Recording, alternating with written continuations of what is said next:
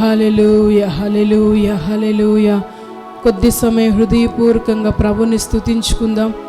అలవాటుగా కాక హృదయమంతా కూడా కృతజ్ఞతతో నింపబడిన వారమై యేసయ్య యొక్క గొప్పతనాన్ని తలంచుకుంటూ, దేవా నీ వంటి వారు లేరు, నీకు స్తోత్రం.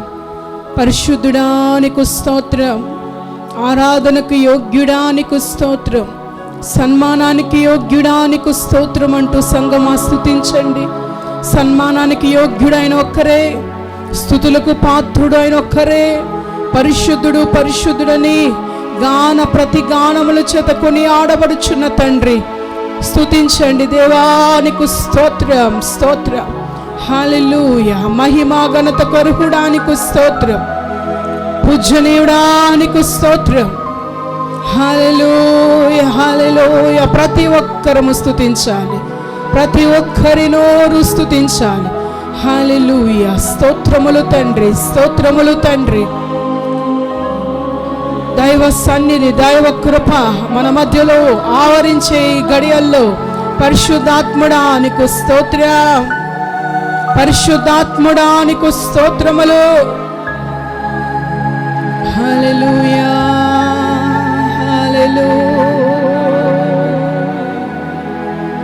స్తోత్రములు, స్తోత్రములు, స్తోత్రములు, స్తోత్రములు.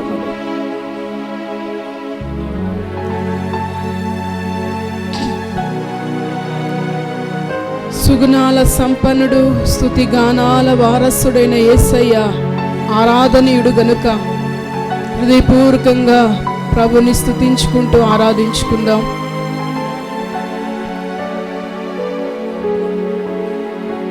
సుగుణాల సంపన్నుడా, స్తుతి గానాల వారసుడా, జీవింతును నిత్యము నీ నీడలో, ఆస్వాదింతును నీ మాటల మకరందము.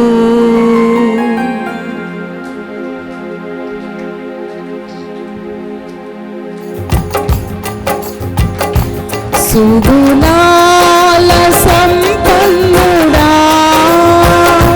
స్తుతి గానాల వారసుడా,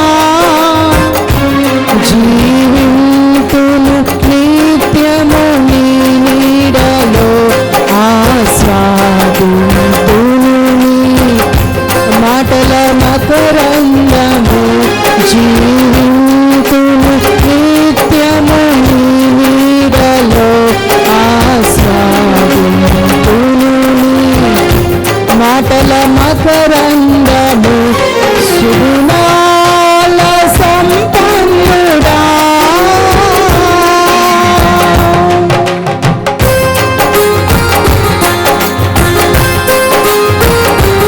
అందరం చప్పట్లు కొడుతూ ప్రభువుని ఆరాధించుకుందాం.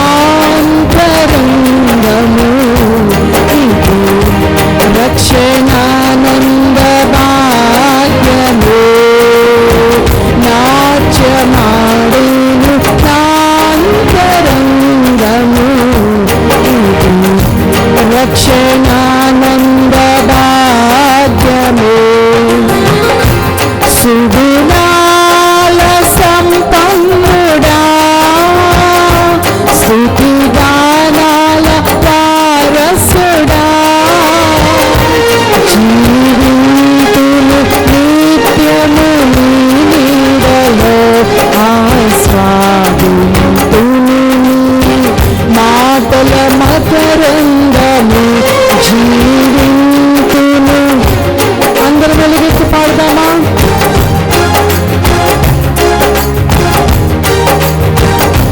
మాటల మకరందము సుగుణాల సంపన్నుడా,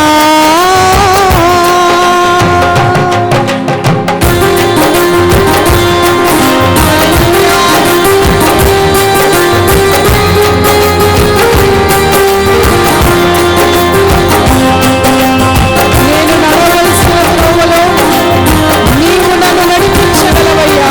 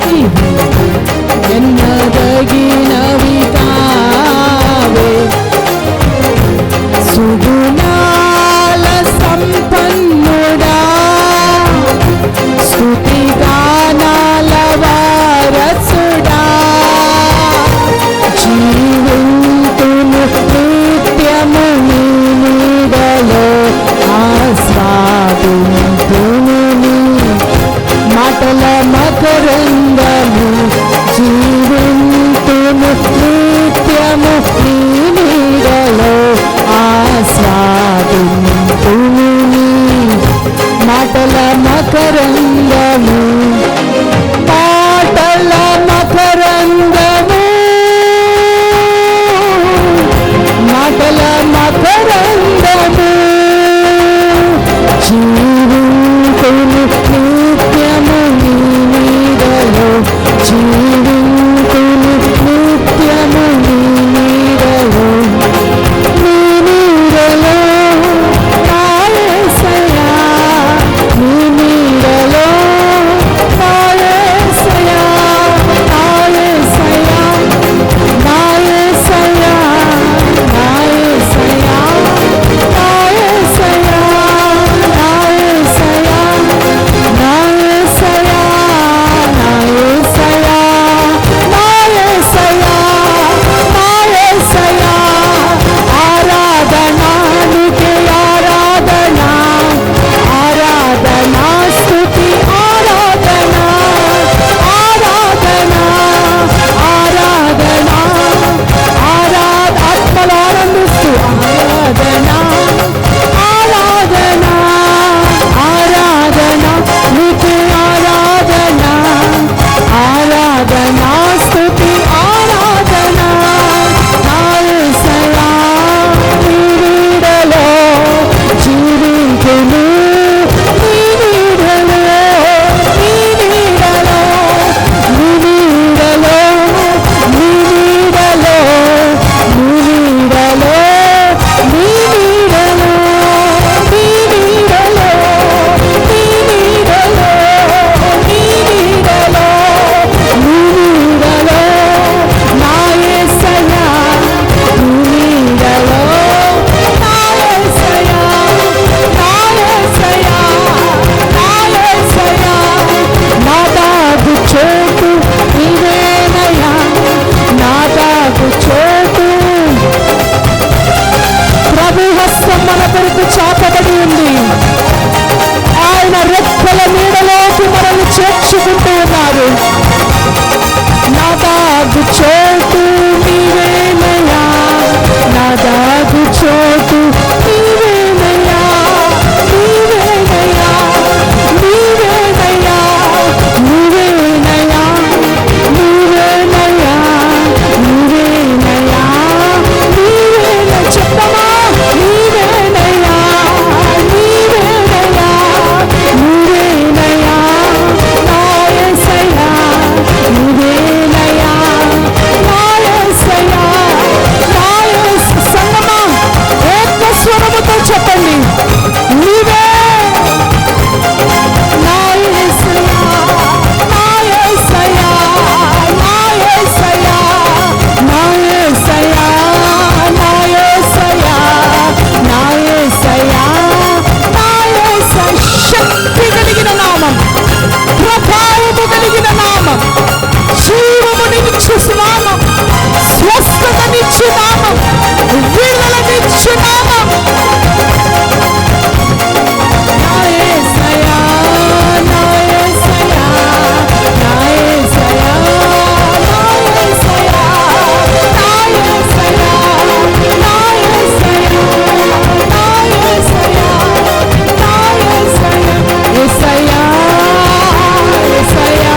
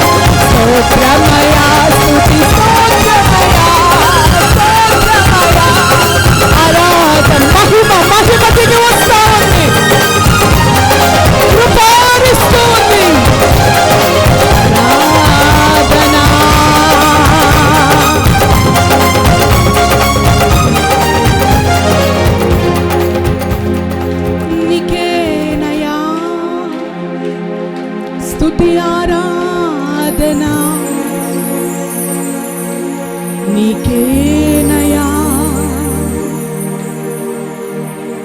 ఆరాధనా. సంగమా ఒక్కసారి ప్రభు తట్టు చేతులెత్తుదామా?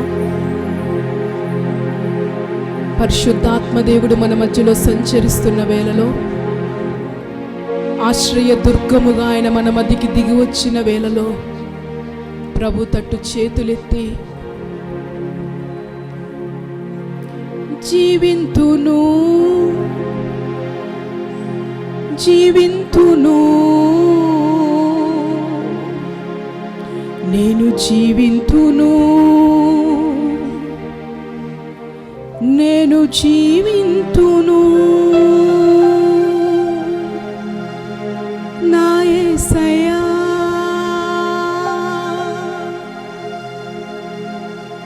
నా యేసయ్యా నీ నీడలో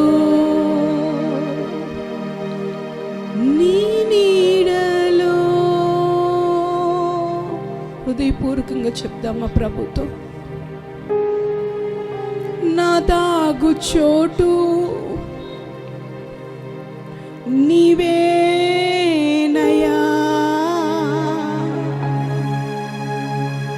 ఏదియు నన్ను కాపాడలేదయ్యా, ఎవరు నన్ను దాయలేరయ్యా.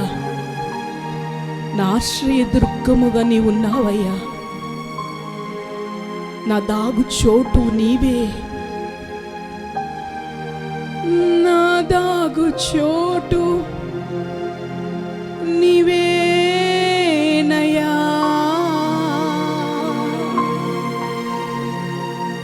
నా దాగు చోటు నీవేనయ్యా. సంగమా హృదయపూర్వకంగా నా దాగు చోటు నీవేనయ్యా,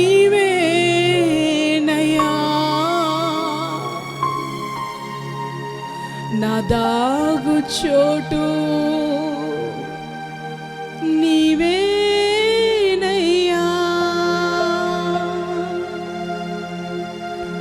భూమి నెరలు విడిచి మృంగివేస్తున్న సమయాలలో కోరహు కుమారులు ఎలా తప్పించుకోవాలో తెలియని పరిస్థితుల్లో బలిపీఠపు కొమ్ములు పట్టుకుంటూ ఉన్నారు. దాగుచోటుగా ప్రభు ఉండి వారిని కాపాడిన ఆ దేవాతి దేవుడే ఈరోజు నిన్ను నన్ను కాపాడబోతూ ఉన్నారు. ఆశ్రయదుర్గముగా ఉండి ఆయన తప్పించబోతూ ఉన్నారు, ఆయన దాటించబోతూ ఉన్నారు, రెక్కల నీడలో ఆయన దాయబోతూ ఉన్నారు. గ్రద్ద నోటికి చిక్కబడకుండా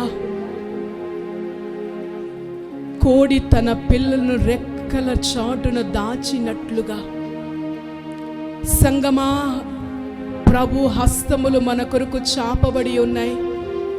ఆయన రెక్కల చాటున ప్రభు మనల్ని దాచుతూ నడిపించబోతూ ఉన్నారు. అదిగో ప్రభు బాహు మన కొరకు చాపబడి ఉంది. ఆయన రెక్కల నీడలో సురక్షితముగా నిన్ను దాయబోతూ ఉన్నారు. ఆయన మహాపరిశుద్ధుడు నాయన, మహోన్నతుడు నాయన, సర్వాధికారి నాయన, సర్వశక్తి సంపన్నుడు నాయన, సర్వయుగాలలో సజీవుడు నాయన, నీకు స్తోత్రాలు. భూమి ఆకాశములు సృష్టించిన సృష్టికర్తమైన దేవానికి స్తోత్రములు చెల్లిస్తున్నాం. ఈ క్షణం వరకు నువ్విచ్చిన ఆయుష్ ప్రభా, నీ సన్నిధిలో మీరు నిలిపి ఉంచారు ప్రభా. నీ రెక్కల నీడలో మీరు దాస్తూ నడిపిస్తున్న విధానముల కొరకు స్తోత్రం తండ్రి.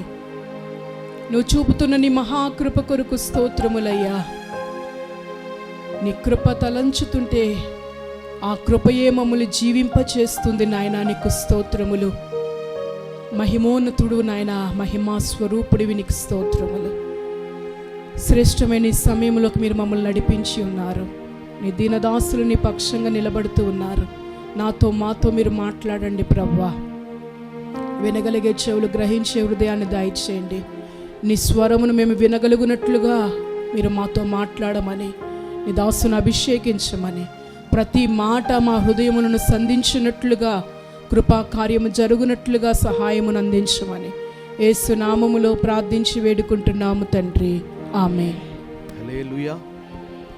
ఈ దినం ప్రభు సన్నిధికి కూడి వచ్చిన మీ అందరికీ మన ప్రభు అయిన యేసుక్రీస్తు వారి పేరిట మీ అందరికీ హృదయపూర్వకమైన వందనాలండి. అందరికీ వందనాలు. మీరు కూడా మీ పక్కనలకు వస్తారు, వందనాలు చెప్పుకోండి. దేవుని వాక్యాన్ని మనం చూసుకుందాం. పరిశుద్ధ గ్రంథమైన బైబిల్ నుండి అపోస్తలుడైన పౌలు హెబ్రీలకు రాసిన పత్రిక 1వ అధ్యాయం 9వ వాక్యాన్ని ఈరోజు వాక్య భాగంగా మనం ధ్యానించుకుందాం. కొత్త నిబంధన 200 పేజీ. నీవు నీతిని ప్రేమించితివి, దుర్నీతిని ద్వేషించితివి, అందుచేత దేవుడు నీ తోటి వారి కంటే నిన్ను హెచ్చించున్నట్లుగా ఆనంద తైలముతో అభిషేకించును. రాయబడిన మాట మనం గమనిస్తే పౌలు భక్తుడు హెబ్రీలకు రాస్తూ అంటాడు ఏమనంటే, నీ దేవుడు నీ తోటివాని కంటే నిన్ను హెచ్చించినట్లుగా ఆనంద తైలముతో అభిషేకించాను అన్న మాటను ఇక్కడ ఉపయోగించడం జరిగింది. బ్రతికే దినంలో ప్రతి ఒక్కళ్ళు కోరుకునేది ఏదైనా ఉంది అని అంటే ఇదొకటి. చాలా కోరికలు ఉంటాయి, చాలా ఆశలు ఉంటాయి విశ్వాస జీవితంలో.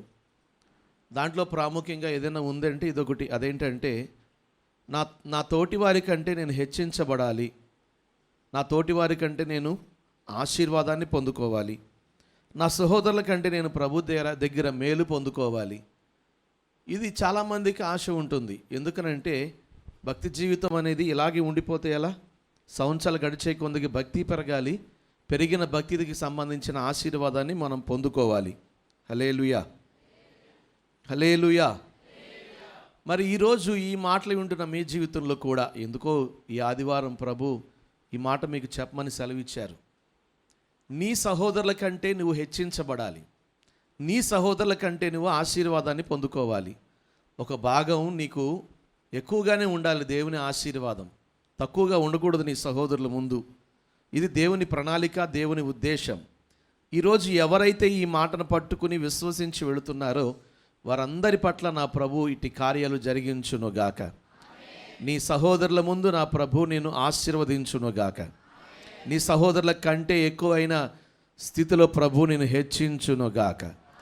అది నీ ఆర్థిక పరిస్థితులైనా, ఆరోగ్య పరిస్థితులైనా, ఆత్మీయ పరిస్థితులైనా, కుటుంబ పరిస్థితులైనా, నీ సహోదరుల కంటే. ఈ ఒక్క మాట ఈరోజు మీ మదిలో పెట్టుకోండి. టాపిక్ అదే, నీ సహోదరుల కంటే ఎక్కువైన ఆశీర్వాదం నీకు కలగాలి.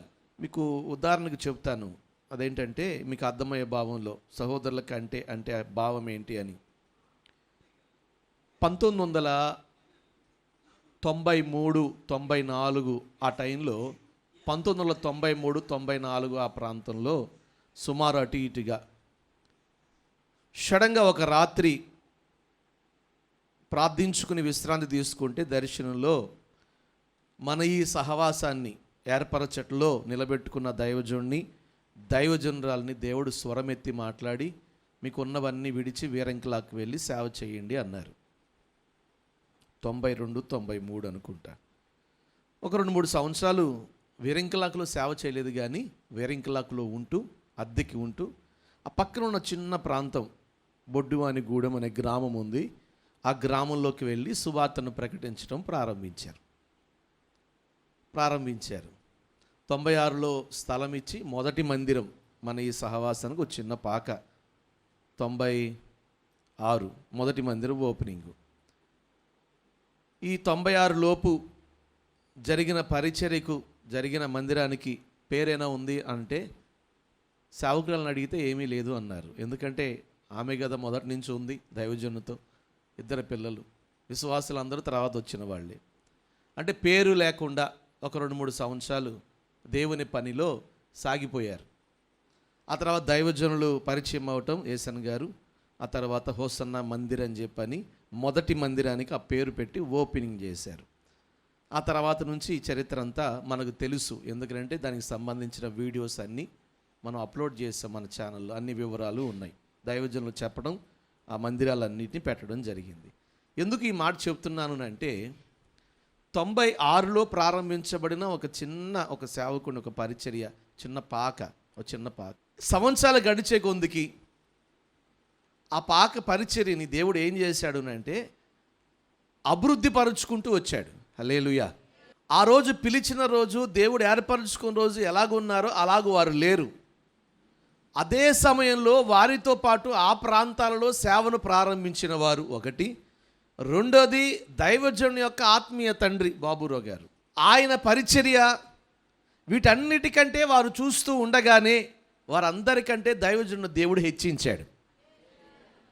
మీకు ఇలా చెప్తే అర్థమవుతుందని మీకు చెప్తున్నాను. తోటి సహోదరుల కంటే ఇప్పుడు దైవజనుని దేవుడు ఏం చేశాడు? హెచ్చించాడు. ఇప్పుడు మన దగ్గరికి వద్దాం. మనం పిలిచిన రోజు, మనల్ని ఏర్పరచుకున్న రోజు మన పరిస్థితులు, ఈరోజు మన పరిస్థితులు, మన సహోదరుల కంటే మనం ఏ రీతికైనా హెచ్చించబడ్డామా? మన సహోదరుల కంటే మనం ఎక్కువగా ఆశీర్వాదాన్ని పొందుకున్నామా? ఒక భాగం ఎక్కువ ప్రభు దగ్గర మనం పొందుకున్నామా? ఒక్కసారి ఆలోచించి చూస్తే మనకి ఆ ప్రత్యేకమైన ఆశీర్వాదం అనేది ఎక్కడ ఏ కోణంలోనూ కానరాకుండానే ఉంటా ఉంది. లేదు, ఈరోజు ఈ బలిపీఠం నుంచి నా ప్రభు మాట్లాడాలనుకుంటున్న మాట ఏంటంటే, ఇదిగో విశ్వసించి నువ్వు వెళితే నీ సహోదరుల కంటే ఎక్కువగా ప్రభు నేను హెచ్చించబోతా ఉన్నాడు. నీ సహోదరుల కంటే ఎక్కువగా ప్రభు నిన్ను ఆశీర్వదించబోతా ఉన్నాడు. నీ స్థితి అలాగే ఉండిపోదు. నీవు నీ సహోదరుల ముందు నీ సహోదరుల కంటే ఎక్కువగా నీవు ఆశీర్వాదాన్ని పొందుకుంటావు. ఈ మాటలు నమ్మిన వారందరి పట్ల ప్రభు నెరవేర్చునుగాక. హల్లెలూయా, హల్లెలూయా. మన రక్త సంబంధులు, మన ఆత్మీయ సహోదరులు, మన పుట్టి పెరిగిన ప్రాంతాల్లో మనల్ని చిన్నప్పటి నుంచి చూస్తున్న వారు అనేకులు ఉన్నారు. నిజమే. వారందరి ముందు మరలా చెప్తున్నాను, మన సహోదరుల కంటే, ఇక్కడ అన్నాడు నీ తోటి వారి కంటే అన్నాడు. ఇక్కడ హెబ్రీ పత్రిక, నిన్ను హెచ్చిస్తాడు ఆయన. ఈరోజు టాపిక్ అదే, నీ తోటి వారి కంటే, నీ సహోదరుల కంటే ప్రభు ఎక్కువగా హెచ్చించాలి. బైబిల్ గ్రంథంలో కొంతమంది మాత్రమే అటువంటి ఆశీర్వాదాన్ని పొందుకున్నారు. అందరికీ అటువంటి ఆశీర్వాదం దక్కల, కొంతమందికి మాత్రమే దక్కింది. ఎందుకని దేవుడు వారి తోటి వారి కంటే, వారి సహోదరుల కంటే వారిని హెచ్చించాడు? ఈరోజు ఈ మాట వింటున్న నిన్ను, నన్ను, మనందరినీ, మన పరిచర్యని, మన కుటుంబాలని, మన తోటి వారి కంటే, మన సహోదరుల కంటే ఎక్కువగా ప్రభు హెచ్చించాలి అని అనుకుంటున్నాడు. ఎందుకని? చూడండి, బైబిల్ గ్రంథంలో ఒక 4 విషయాలు మీ ముందు ఉంచాలనుకుంటున్నాను. నేను చూపించే ప్రతి మాట ఈ మాట ఉంటుంది అక్కడ. ఏమనంటే నీ సహోదరుల కంటే ఎక్కువగా అన్న మాట. మొట్టమొదటిగా దినవృత్తాంతముల మొదటి గ్రంథానికి రండి, 5వ అధ్యాయం 2వ వచనం. యూదా తన సహోదరుల కంటే హెచ్చిన వాడాయను. మరొక్కసారి, యూదా తన సహోదరుల కంటే హెచ్చిన వాడాయను. మొట్టమొదటిగా దేవుని లేఖనాన్ని మనం గమనిస్తే యూదాని గురించి ఇక్కడ రాయబడడం జరిగింది. ఏమని? యూదా తన సహోదరుల కంటే హెచ్చినవాడయ్యాడు. ఎందుకని? పరిశుద్ధ లేఖనంలో రాయబడే ఏ మాట అయినా అది వాస్తవం. సున్నైనా పొల్లైనా తప్పిపోదు, అది అబద్ధం కానేరదు. ఎందుకంటే రాసినవాడు నరమాత్రుడు కాడు, రాయించినవాడు దేవుడు, రాసినవాడు ఆయన సేవకులు. ఇది ఈ 66 పుస్తకాలు పరిశుద్ధ గ్రంథమైన బైబిల్లో ఉన్న ఏ మాట ఎవరినో గణపరచాలనో, ఎవరినో పొగడాలనో, ఎవరినో గొప్ప చేయాలనో చెప్పబడినవి కావు. జరిగిన సంగతులను ఖచ్చితంగా రాయబడిన మాటలు. ఎందుకు ఈ మాట యూదా గురించి రాయబడి ఉంది? యూదా తన సహోదరుల కంటే హెచ్చిన వాడయ్యాడు. యూదా ఎవరు తెలిస్తేనే కదా. బైబిల్లో యూదాలు చాలామంది ఉన్నారు. ఈ రాయబడిన మాట ఎవరి గురించి రాయబడి ఉంది అని అంటే, యాకోబుకు 12 మంది పిల్లలు, 4వ వాడు యూదా. నా మాటలు చాలా జాగ్రత్తగా మీరు వినాలి. ఈ యూదా ఎవరు? బైబిల్లో చాలామంది యూదాలు ఉన్నారు, కానీ ఇక్కడ రాయబడిన మాట ఎవరి గురించి రాయబడిందంటే యాకోబు కుమారుడు గురించి రాయబడి ఉంది. యాకోబు 4వ కుమారుడు యూదా. యాకోబుకు 12 మంది కుమారులు, ఒక కుమార్తె దీన, 13 మంది పిల్లలు యాకోబుకి. మరి ఈ 12 మందిలో యూదాని దేవుడు ఏం చేశాడంట? చెప్పండి, హెచ్చించాను. తన సహోదరుల కంటే యూదా హెచ్చాయను. ఎందుకన్నటువంటి గొప్ప భాగ్యాన్ని పొందుకున్నాడు? మిగిలిన 10 మందికి లేని భాగ్యం, మిగిలిన 11 మందికి లేని భాగ్యం. 12 మందిలో ఇతను ఒక్కడికి ఎందుకు అటువంటి భాగ్యం దక్కింది? సహోదరుల అందరికంటే యూదాని దేవుడు ఎందుకు హెచ్చించాడు? ఇక్కడ మీరు గమనించవచ్చు, యోసేపును కూడా ఆశీర్వదించాడు కదండి, యోసేపును కూడా హెచ్చించాడు కదా అని అంటే, నేను అంటాను యోసేపు సింహాసనం కొంతవరకే, కానీ యూదా సింహాసనం సదాకాలము నిలిచి ఉంది. హల్లెలూయా. ఏది హెచ్చు? యోసేపుది హెచ్చా, యూదాది హెచ్చా? నీలో నుంచి ప్రముఖులు బయలు వెళ్తారు యూదా అన్నారు. ఎవరు ఆ ప్రముఖులు? ఈరోజు మనం ఆరాధిస్తున్న మన ప్రభు అయిన యేసుక్రీస్తే. నమ్మిన వారు స్తోత్రం చెప్పండి. యూదా గోత్రములో పుట్టినవాడు, యూదా గోత్రపు సింహముగా పిలువబడుతున్నవాడు. నిజమే కదా? అటువంటి గొప్ప భాగ్యం 12 మందిలో ఇతనికి ఎందుకు కలిగింది? తన సహోదరుల కంటే ఎందుకు యూదాని దేవుడు హెచ్చించాడు? ఏముందని? ఏమీ లేకుండా ప్రభు ఏ ఆశీర్వాదాన్ని ఇవ్వడు కదా. ఎందుకని యూదాకు అటువంటి గొప్ప భాగ్యం ఇచ్చాడు? అతని గురించి కొన్ని మాటలు మనం గమనిస్తే ఒక చక్కని ఆధ్యాత్మిక అనుభవం అతనిలో కనబడుతుంది. ఆదికాండం 37కు రండి, 26వ వచనం చదువుకుందాం. అప్పుడు యూదా, మనము మన సహోదరుని చంపి వాని మరణమును దాచిపెట్టినందున వలన మనకేం ప్రయోజనం? 27. ఈ ఇష్మాయేలీయులకు వారిని అమ్మివేయుదుము రండి. అక్కడి నుంచి అండర్లైన్ చేసుకోండి. వాడు మన సహోదరుడు. ఒకటి, వాడు మన సహోదరుడు. చాలా జాగ్రత్తగా గమనించాలి. ప్రతి మాట ఆగి ఆలోచిస్తే మనకు అర్థమయ్యే భావం ప్రత్యేకంగా ఉంటుంది.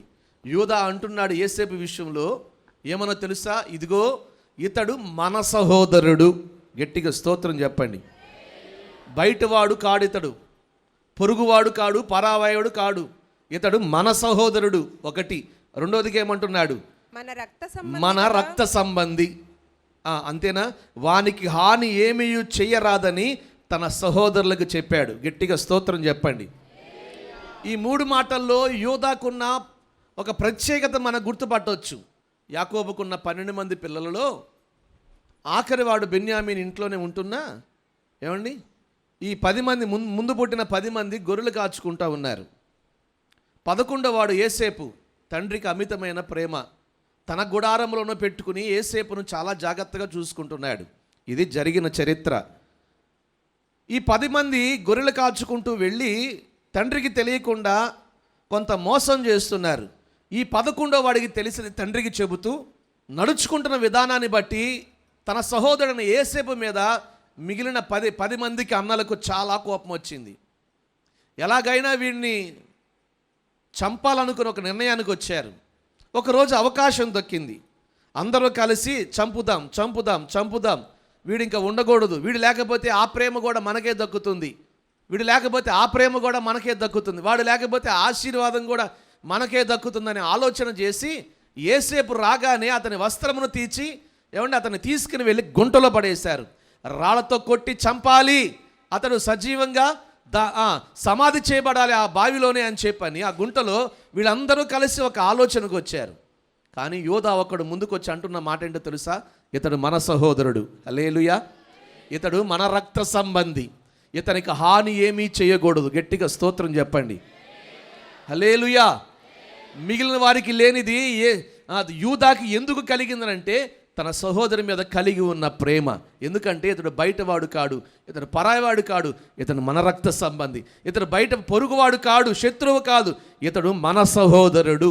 ఈరోజు ఈ మాటలు ఉంటున్న మీ జీవితంలో యూదా తన సహోదరుని ప్రేమించి చావు నుండి తప్పించాడు. వీళ్ళు ఎట్టాగైనా ఇంటికి తీసుకువెళ్ళరు, వీడిని చంపుతారు. ఒక ఆలోచన చేశాడు, ఎక్కడున్నా నా సహోదరుడు క్షేమంగా ఉంటే చాలు, రేయ్ ఆ ఇష్మాయిల్కి అమ్మేద్దాం లేరా, వాడిని చంపడం దేనికి, వీడు నా సహోదరుడు, మన సహోదరుడు, ఇతను మన రక్త సంబంధి, వానికి మనం హాని చెయ్యకూడదురా అని చెప్పని ఆ రోజు అడ్డుపడి తన సహోదరుని కాపాడినవాడు. ఒక్క మాటలో చెప్పాలంటే సహోదర ప్రేమ కలిగి ఉన్నవాడు. హల్లెలూయా.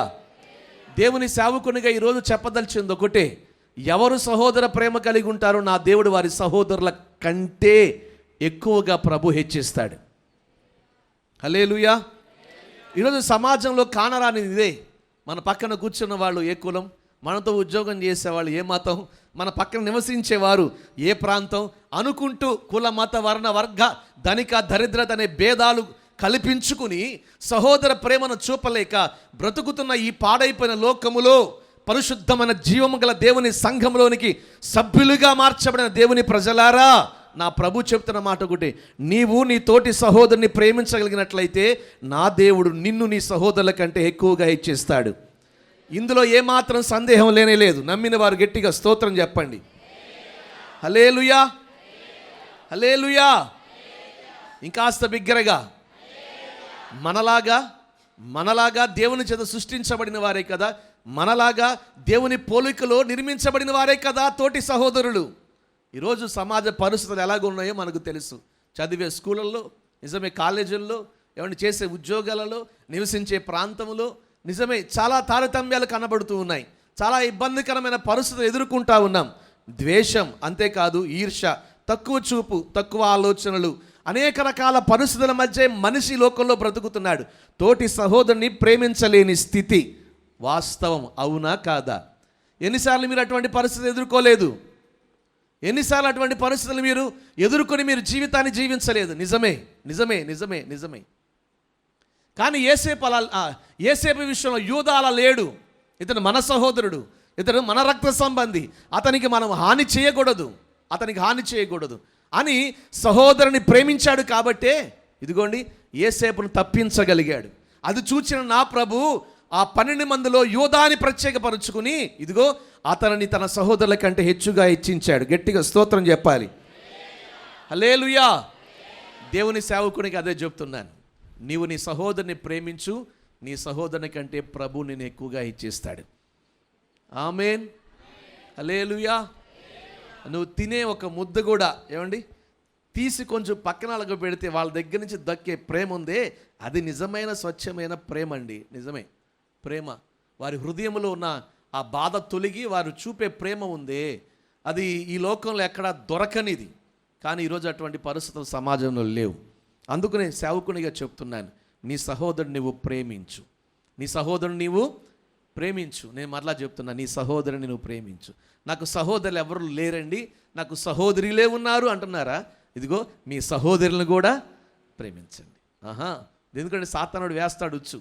పాస్టర్ గారు చెప్పారు సహోదరులని, నాకు ఎవరు లేరులే అని చెప్పి అనుకుంటారు మీరు. నిజమే, నిజమే, నిజమే. నేను అంటాను దేవుని సేవకునిగా, నీకు సహోదరుడే ఉన్నాడు, నీకు సహోదరే ఉందో, లేకపోతే ఆత్మీయ సహోదరులే ఉన్నారు, నీ ఇరుగు పొరుగు వారు సహోదరులుగా నువ్వు భావించుకుంటూ సాగిపోతున్నావే, ఎవరైతే సహోదరులుగా నువ్వు భావిస్తున్నావో వారందరినీ ప్రేమించు. తప్పనిసరిగా ప్రభు నీ సహోదరుల కంటే ఎక్కువగా నేను హెచ్చించునుగాక. హల్లెలూయా, హల్లెలూయా. ఒక సత్ప్రవక్తను కలిగి ఉన్నవాడు, దేవునికి భయపడేవాడు, సహోదరుని చావును కోరుకునేవాడు కాడు, సహోదరులను హింసించేవాడు కాడు, హాని కలుగు చేసేవాడు కాడు, సహోదరులను ప్రేమించి వారి క్షేమాన్ని కోరుకునేవాడు. అందుకనే కదా లేయా యాకోబుకు పుట్టిన సంతానం 4వ సంతానం అయిన జ్యేష్ఠుడిగా లేయాకి యూదాని దేవుడు నియమించాడు. మొదటి కుమారుడు రూబేను, రెండోవాడు షిమ్యోను, లేవి. రూబేను అతని యొక్క దుష్ట ప్రవర్తనను బట్టి జ్యేష్ఠత్వాన్ని పోగొట్టుకుంటే, షిమ్యోను, లేవి వారి యొక్క ఘోరమైన స్వభావాన్ని బట్టి వారసత్వాన్ని పోగొట్టుకున్నారు. 4వ వాడికి యూదాకు దక్కింది ఆశీర్వాదం.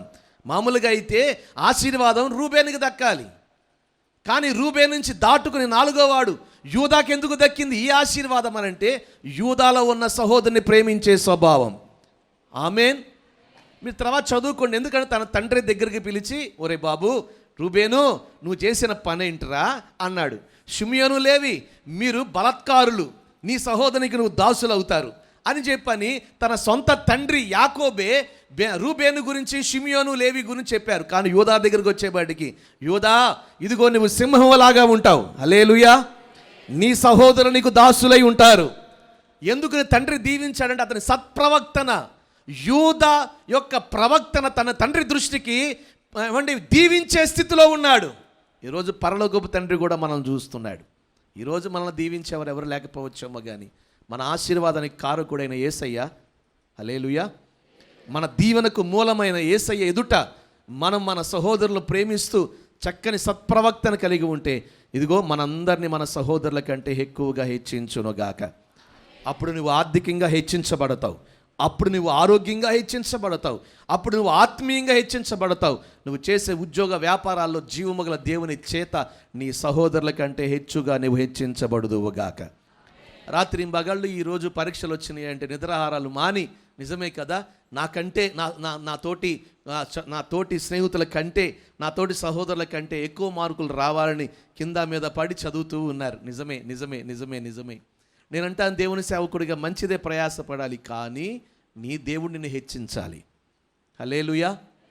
అటువంటి స్థానానికి ప్రభు నేను హెచ్చించాలి. అలా చెయ్యాలనంటే ఈరోజు నువ్వు చేయాల్సింది ఒకటే. కక్షలు, హృదయంలో ద్వేషాలు, హృదయంలో ఏవైతే ఉన్నాయో వాటిని పక్కన పెట్టి ఈ రోజు నుంచి నీ సహోదరుని ప్రేమించడం ప్రారంభం చేయి. ఈ దినం నుంచే నా ప్రభు ఇదిగో నీ సహోదరుల కంటే నేను హెచ్చుగా నిలబెట్టును గాక. కాస్త బిగ్గరగా చెప్పండి హల్లెలూయా. దేవుని మాటలు ఉన్నవి ఉన్నట్లుగా బోధిస్తూ ఉంటే, దేవుడు ఇదిగో ప్రకటిస్తూ ఉంటే, దాన్ని చేయగలని స్థితిలో నీ ఉంటే ఆయన మాట తప్పకుండా నీ సహోదరుల ముందు నేను ఆయన హెచ్చించబోతా ఉన్నాడు. ఆయన మాట తప్పడు. ఆయన మాట తప్ప. నిన్ను ద్వేషించేవారు ఎంతమంది ఉన్నా, నిన్ను దూషించేవారు ఎంతమంది ఉన్నా, అన్యాయంగా నీ మీద అనేకులు ఎంతమంది తీర్పు తీరుస్తున్నా, అవమానకరమైన పరిస్థితులను బ్రతుకుతున్నా, మరలా చెప్తున్నాను, నువ్వు మాత్రం నీ సహోదరుని ప్రేమించుకుంటూ వెళ్ళు. ఏదో ఒక రోజు కాలం ఉంటుంది, ఆ కాలంలో నిన్ను నీ సహోదరుని కంటే ఎక్కువగా ప్రభు హెచ్చించబోతా ఉన్నాడు. హల్లెలూయా. ఇప్పుడు చెప్పండి, యూదాని హెచ్చించడానికి గల కారణం ఏంటి? గట్టిగా చెప్పాలి, గట్టిగా చెప్పాలి. సహోదర ప్రేమ. మరి ఉందా? ఉందా? ఏంటి అందరూ ప్రశ్నలు ఆగి ఆలోచిస్తున్నారు? ఉందా మరి?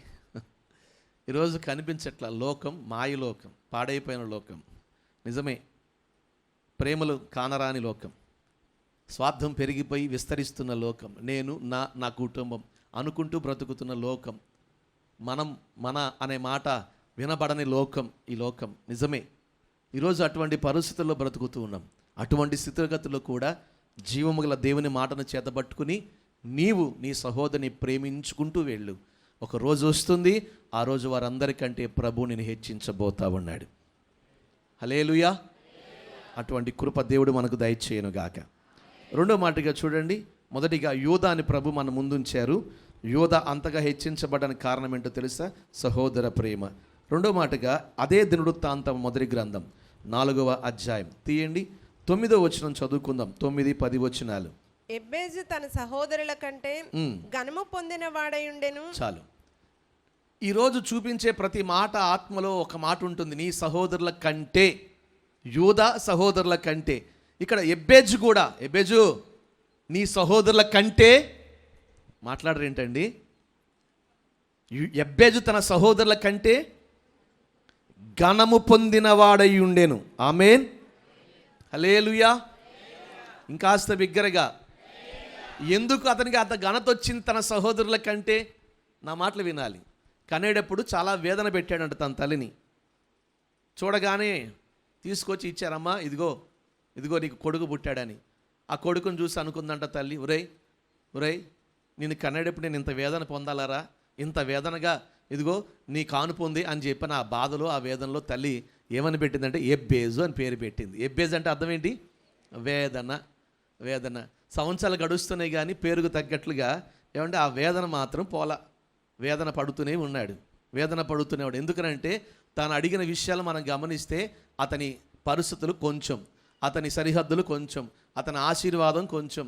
ఎందుకంటే సరిహద్దులు విశాలపరచమన్నాడు, ఆశీర్వాదము ఇమ్మన్నాడు, ఇలా ఎన్నో విషయాలు అడిగాడు. కారణం అవి లేకపోతే కదా అడగటం జరిగింది.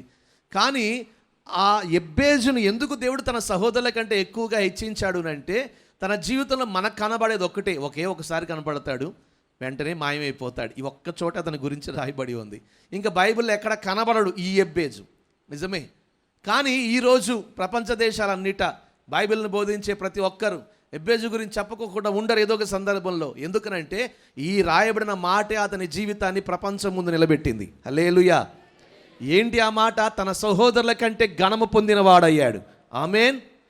కాస్త బిగ్గరగా. ఆ ఒక్క మాటలోనే గొప్ప ఆశీర్వాదం ఉంది. ఎంతోమంది సహోదరులున్నా ఎబ్బేజు తన సహోదరుల కంటే ఎక్కువగా ఆశీర్వదించబడడానికి కారణం ఏంటో తెలుసా? ఎంతకాలం వేదనలో బ్రతుకుతాం, ఎంతకాలం ఈ కరువులో బతుకుతాం, ఎంతకాలం ఈ సమస్యల్లో బ్రతుకుతాం, ఈ వేదనలకు ముగింపు లేదా అంటూ తల్లి దగ్గరికి వెళ్ళి అడగలా, నన్ను ఎందుకు ఇలా పేరు పెట్టావు, నా బ్రతుకేంటి ఇలాగ ఉంది అని. తండ్రి దగ్గరికి వెళ్ళి ఏడవల, సహోదరుల దగ్గరికి వెళ్ళి మీరు హెచ్చించబడ్డారు కదా, నాకు కాస్త ఊతం ఇవ్వండి, నా చెయ్యి పట్టి నన్ను పైకెత్తండి, మీతో పాటు నీ ఆశీర్వాదంలో నాకు కొంత భాగ్యం ఇవ్వండి అని అడగల. వాళ్ళు వీళ్ళు కాళ్ళు పట్టుకుని బతిమాలిన వాడు కాడు. బతిమాలేది ఏదైతే ఉందో వెళ్ళి జీవము గల దేవుని పట్టుకుని బతిమాలటం ప్రారంభించాడు. హల్లెలూయా. అక్కడ రాయబడిన మాట, తర్వాత మాట రాయబడింది, ఎబ్బేజు ఇశ్రాయేలు దేవుడైన యెహోవాను గూర్చి మొరపెట్టడం ప్రారంభం చేశాడు. తలపైకి దేవుని మాటలు వినండి. హల్లెలూయా. ఎవరితో సంబంధాన్ని ఏర్పరచుకున్నాడో తెలుసా? జీవము గల దేవునితో. ఆమేన్. కాస్త బిగ్గరగా చెప్పండి. ఈరోజు నా ప్రభు చెప్పాలనుకుంటున్న మాట ఏంటో తెలుసా? ఎబ్బేజును దేవుడు తన సహోదరుల కంటే ఎక్కువగా హెచ్చించడానికి గల కారణం ఏంటంటే, జీవము గల దేవునితో అతడు సంబంధాన్ని కలిగి ఉన్నాడు. పర్సనల్ ప్రేయర్, సమాజానికి వెళ్ళి ప్రార్థించిన దారి ఒకటైతే, వ్యక్తిగతంగా దేవునితో ఎవరు సంబంధం కలిగి ఉంటారో వారి జీవిత స్థితిగతులన్నీ మారిపోతాయి. ఆమేన్. హల్లెలూయా. నేను అందుకు మరలా చెప్తున్నాను, ఎందుకనంటే మనం చూసింది, మనం ఏంది ఈరోజు మనం అనుభవిస్తుంది, మనం మాట్లాడకుండా ఉండకూడదు. కారణం ఏంటంటే, ఓ చిన్న పరిచయను దేవుడు ఇంతగా అభివృద్ధి పరిచి వేల మందికి దీవెనకరంగా మార్చడానికి అనేక మంది సేవకులను తర్ఫీదునిచ్చి ఈరోజు సమాజంలో ఒక గుర్తింపు పొందేవారిగా, ప్రజలకు దీవెనకరంగా మార్చబడేట్లుగా దైవజుని మార్చడానికి గల కారణం ఏంటో తెలుసా? వారి వ్యక్తిగత ప్రార్థన. అది 95వ సంవత్సరం అనుకుంటా. ఆ సంవత్సరంలో ఆ చిన్న పాకలో దేవుని మందిరాన్ని పరిచర్య చూసుకుంటూ, చిన్న సేవ కదా, సేవ ఎక్కువగా లేదు, ఆదివారం శనివారం ఇంకా విజిటింగ్ల పరిచర్య తప్ప బయటకు పిలిచేవారు లేరు, పలకరించేవారు లేరు, ఆదరించేవారు ఓదార్చేవారు లేరు. వాళ్ళు ఎంచుకున్న ఆ సమయంలో మార్గం ఏంటంటే, ఇదిగోండి కరువు వచ్చినప్పుడు ఒంటరిగా వారు ఉంటున్న నివాసానికి పైన వెళ్ళి ఆ వాటర్ ట్యాంక్ సందున ఆ చెట్టు సాటున చేరి ఒక చిన్న చాప వేసుకుని ఒంటరిగా ఏడుస్తూ ఉండేవారంట. అసలు నాకు ఎందుకు కనపడ్డావు, నాతో ఎందుకు మాట్లాడావు, ఎందుకు ఈ సేవకు పిలిచావని. ఆ ఒంటరి ప్రార్థన. దానితో పాటు ఇదిగో ఇక్కడైతే వాళ్ళు వీళ్ళు వస్తున్నారని చెప్పని వీరంకలకు ఊరు చివర వెళ్ళి ఆ జీసస్ పబ్లిక్ స్కూల్ పక్కన ఒక చింతన చెట్టు కింద కూర్చుని ప్రార్థన ఒంటరిగా పొలాల్లో ప్రార్థించుకునేవారంట. ఆ చెట్టు కింద కూర్చుంటే చెట్టు మీద నుంచి ఏం పడతాయి? చింతన చెట్టు మీద ఏముంటాయండి? అసలు చెట్ల గురించి ఈరోజు పిల్లల్ని అడిగితే ఏమో అంటారు, ఎందుకంటే చెట్లే తెలియదు ఈరోజు చాలామందికి. చిన్నప్పుడైతే పల్లెటూరుకి వెళ్ళి కాస్త ఒక నెల రోజు వారం రోజు గడిపేవాళ్ళు. ఈరోజు చెట్ల సంగతి ఏం తెలిసి ఈ చెట్టు ఏంటంటే ఏమో అంటారు వాళ్ళు. ఆ చింతన చెట్టు దగ్గర కూర్చుంటే గండి సీమలు పడతాయి. ఆ తర్వాత ఆ చెట్టు మీద ఒక పురుగులు ఉంటాయి, ఏమంటారు వాటిని? అదేనండి, 2 కొమ్ములు ఉంటాయి చూడండి, గుర్రాలయ్యా అంటారే, అవి ఆ చెట్టు మీద ఉంటాయి. నేను మర్చిపోయారు గుర్రాల సంగతి. నేను పొద్దున నిన్నో మొన్న బెన్నీతో అంటే అన్నాడు, గుర్రాలు చెట్లు ఎక్కుతాయా అంటున్నాడు. ఏంటి ఆ గుర్రాలు కాదురా నాయన, అదే మీ కాల పరిస్థితులు అట్ట ఉన్నాయి మరి. నిజమే కదా, చిన్న చిన్న కొమ్ముల్లాగా ఉండే అవి పట్టుకుని చిన్నప్పుడు ఆడుకునేవాళ్ళు ఆ చెట్టు కిందే. పాస్టర్ గారు ఒంటరిగా వెళ్ళి అంగలారుస్తూ ఉంటే అప్పుడు అవన్నీ మీద పడతా ఉంటే వాటిని తొలగించుకుని అంగలారుస్తూ ఒంటరికి ప్రార్థన ఆ పొలాల్లో పడే చెట్ల కింద. ఏ చెట్టు కింద అయితే ప్రార్థన చేయడం మొదలుపెట్టారో అక్కడ ఆ రోజు ప్రభు ఇచ్చిన మాట ఒకటి, ఈ స్థలం నీకు ఇస్తాను, ఇక్కడ నేను ఆశీర్వదిస్తాను. నిజమే కదా, స్వరమెత్తి మాట్లాడిన దేవుడు. ఒంటరిగా వారు పయనం. ఆ ఒంటరి ప్రార్థన వారి జీవితాన్ని ఎలాగూ మార్చిందనంటే తన సహోదరుల కంటే ఎక్కువగా హెచ్చించింది. ఎబ్బేదు జీవితంలో వేదన పోవడానికైనా తన సహోదరుల కంటే అధికంగా హెచ్చించబడడానికి గల కారణం ఏదైనా ఉందంటే దేవునితో పర్సనల్ లైఫ్, వ్యక్తిగత ప్రార్థన జీవితం. వాళ్ళ గురించి వీళ్ళ గురించి విని హల్లెలూయా చెప్పడం కాదండి. ఈరోజు మనం ఎందుకు చేయలేకపోతున్నాం వ్యక్తిగతంగా దేవుని సన్నిధిలో? నిజమే కదా. ఒక 2 రోజులు, ఒక 3 రోజులు గమనించుకుని, నాకు ఇదిగో ఏ సమయం నాకు ఖాళీగా ఉంటుంది, ఎవరికి ఇబ్బంది లేకుండా నేను ఎప్పుడు ఖాళీగా ఉండగలుగుతాను. పిల్లల్ని స్కూల్కి పంపించా, కాలేజీలకు పంపించా, యజమానుల్ని ఉద్యోగ వ్యాపారాలకు పంపించా, లేదా వంట అయిపోయిన తర్వాత వేకుజాములోన రాత్రి జాములోన గమనించుకొని ఈ సమయం అయితే ఎవరికి ఇబ్బంది ఉండదని ముందుగా గ్రహించుకుని ఆ సమయాన్ని కేటాయించుకుని దేవునితో ఎవరైతే వ్యక్తిగత సంబంధాన్ని కలిగి ఉంటారో, దేవుని సేవకునిగా చెప్తున్నాను, వారిని వారి సహోదరుల కంటే దేవుడు హెచ్చిస్తాడు. హల్లెలూయా. ఇక్కడ ఒక మాట చెప్పాలి. యేసు ప్రభు వారికి ఒక వాడుక ఉంది. వాడుక ఏంటి? ఆ వాడుక చాలామందికి టీ వాడుక. ఉదయం లాగానే టీ తాగకపోతే వాళ్ళకి ప్రాణం అసలు ఉండదు, తలనొప్పి వస్తుంది, కాళ్ళు చేతులు ఆగవు. నిజమే కదా. సాయంకాలం అవగానే టీ బిస్కెట్ పడిపోవాలి. ఇది ఒక వాడుక అందరికీ. ఉదయం లేవగానే రోజుట్లో చాలా వాడుకలు ఉంటాయి, చాలామందికి చాలా వాడుకలు ఉంటాయి. కానీ యేసు ప్రభు వారికి అటువంటి వాడుక లేదు. ఆయనకున్న వాడుక ఏంటో తెలుసా? అనుదినము వాడుక చొప్పున ఆయన ఒలీవ కొండకెళ్ళి ఒంటరిగా దేవుని సన్నిధిలో గడిపే అనుభవం. హల్లెలూయా. ఆయన ఒంటరి ప్రార్థన ఎంతగా హెచ్చించిందో తెలుసా? ఈరోజు ప్రపంచ దేశంలో ఉన్న నామాలు ఎన్నైతే ఉన్నాయో ఆ నామములన్నిటికంటే పైనామముగా యేసయ్య నామాన్ని హెచ్చించాడు ఆయన. హల్లెలూయా. ఇది వాస్తవం. లోకంలో ఎన్నో నామాలు ఉన్నాయి, కానీ ఆ నామములన్నిటికంటే ఈరోజు ప్రపంచ దేశాలన్నిటా అతి ఎక్కువ మంది ఆరాధిస్తుందైనా, అతి ఎక్కువ మంది ఆయన్ని వెంబడిస్తున్నవారైనా, అతి ఎక్కువ మంది బైబిల్ చదువుతున్నవారైనా, ఆయన నమ్మిక ఉంచుతున్నవారైనా పెరుగుతున్నారు కానీ తరగట్ల. కారణం ఏంటో తెలుసా? యేసయ్య నామం అన్ని నామముల కంటే పైగా హెచ్చించబడింది. హల్లెలూయా. దేవునితో వ్యక్తిగత సంబంధం ఒక వ్యక్తిని హెచ్చిస్తుంది తన సహోదరుల కంటే. కాబట్టి ఈరోజు మీ జీవితంలో వ్యక్తిగత ప్రార్థన అనుభవం ఉందా? ఏంటా ఇంకా అట్ట గుర్రం చూస్తున్నారు? నిజమే కదా. మరి దేవునితో వ్యక్తిగత సంబంధం ఉంటే దేవుడిని ఎందుకు హెచ్చించాడు? ఈ మాట చెప్పడానికి ఇదిగో నేను ధైర్యంగా చెప్తున్నాను, వ్యక్తిగత ప్రార్థనా జీవితం ఒక వ్యక్తిని హెచ్చిస్తుంది అని. నా యవనకాల జీవితం నుండి నేను నా ప్రభువుని ఎరిగిన తర్వాత నా లోక స్నేహాలు వదిలిపెట్టేశాను, కాలేజీ స్నేహితుల్ని విడిచిపెట్టేశాను, స్కూల్ స్నేహితుల్ని విడిచిపెట్టేశాను. ఇంకా ఎవరైనా నాకు స్నేహితుడు ఉన్నాడు అంటే అది నేను ఆరాధిస్తున్న నా ప్రభు అయిన యేసయ్యే. ఉదయం 9 గంటలకు మందిరానికి వెళితే, ఉయ్యూరులోనే అది పెద్ద మందిరం, 4 ఎకరాల పైన ఉంటుంది. అది నిజమే, వేల మంది ప్రజలు వచ్చే మందిరం. కొంతమందికి తెలిసి ఉన్న వాళ్ళకి చుట్టూ కాంపౌండ్, లోపల మందిరం, ఒక పెద్ద గేటు, దానికి ఒక చిన్న గేటు లోపల నడిచి వెళ్ళటానికి. ఆ గేట్ తలాలు నా దగ్గర ఉండేవి. ఉదయాన్నే 9 గంటలకి మేము ఉంటున్న ప్రాంతం నుంచి, నేను చెప్పేది ఎప్పుడు 90, 2000, 2001 ఆ టైం సంగతి చెప్తున్నా, 99 ఉదయాన్నే ఇంటి దగ్గర నుంచి సైకిల్ వేసుకుని, ఆ కాలంలో సైకిలే కదా, వెళ్ళి 5-6 కిలోమీటర్ల మందిరం దగ్గరికి వెళ్ళి తలుపు తీసి లోపలికి వెళితే మరలా మధ్యాహ్నం 3 గంటల వరకు బలిపీఠం పట్టుకుని నన్ను ఎందుకు కోరుకున్నావు, నన్ను ఎందుకు రక్షించుకున్నావు అని అంగలారుస్తూ నా పట్ల నీ చిత్తం నెరవేర్చు, నీ ప్రణాళిక నెరవేర్చు ప్రభువా, నీ అనాది సంకల్పం నా పట్ల నెరవేర్చబడాలి ప్రభు అని ఆ బలిపీఠం పట్టుకుని 1 రోజు కాదు, 2 రోజులు కాదు, ఏమండి చదువు కోసం ఏడిచిందో కాదు, రోగం వచ్చిందని ఏడిచిందో కాదు, లేదా ఆర్థిక సమస్యలను ఏడిచినవో కాదు, ఏదో అవసరం కాదు, నా పట్ల నీ చిత్తం నెరవేర్చబడాలి. ఇదే ఒక ఆలోచన వ్యక్తిగతంగా గంటల తరబడి ఆయన బలిపీఠం దగ్గర చేరి అరిస్తే వినేవారు లేరు, ఏడుస్తే ఓదార్చేవారు లేరు. ఎందుకనంటే ఆ చుట్టుపక్కల ప్రాంతంలో ఏమంటే అంత విశాలమైన మందిరం స్థలం, ఆ మందిరానికి దూరంగా ఇళ్ళు ఉంటాయి. మనం ఎంత ఏడిచినా ఎవరికి వినబడదు.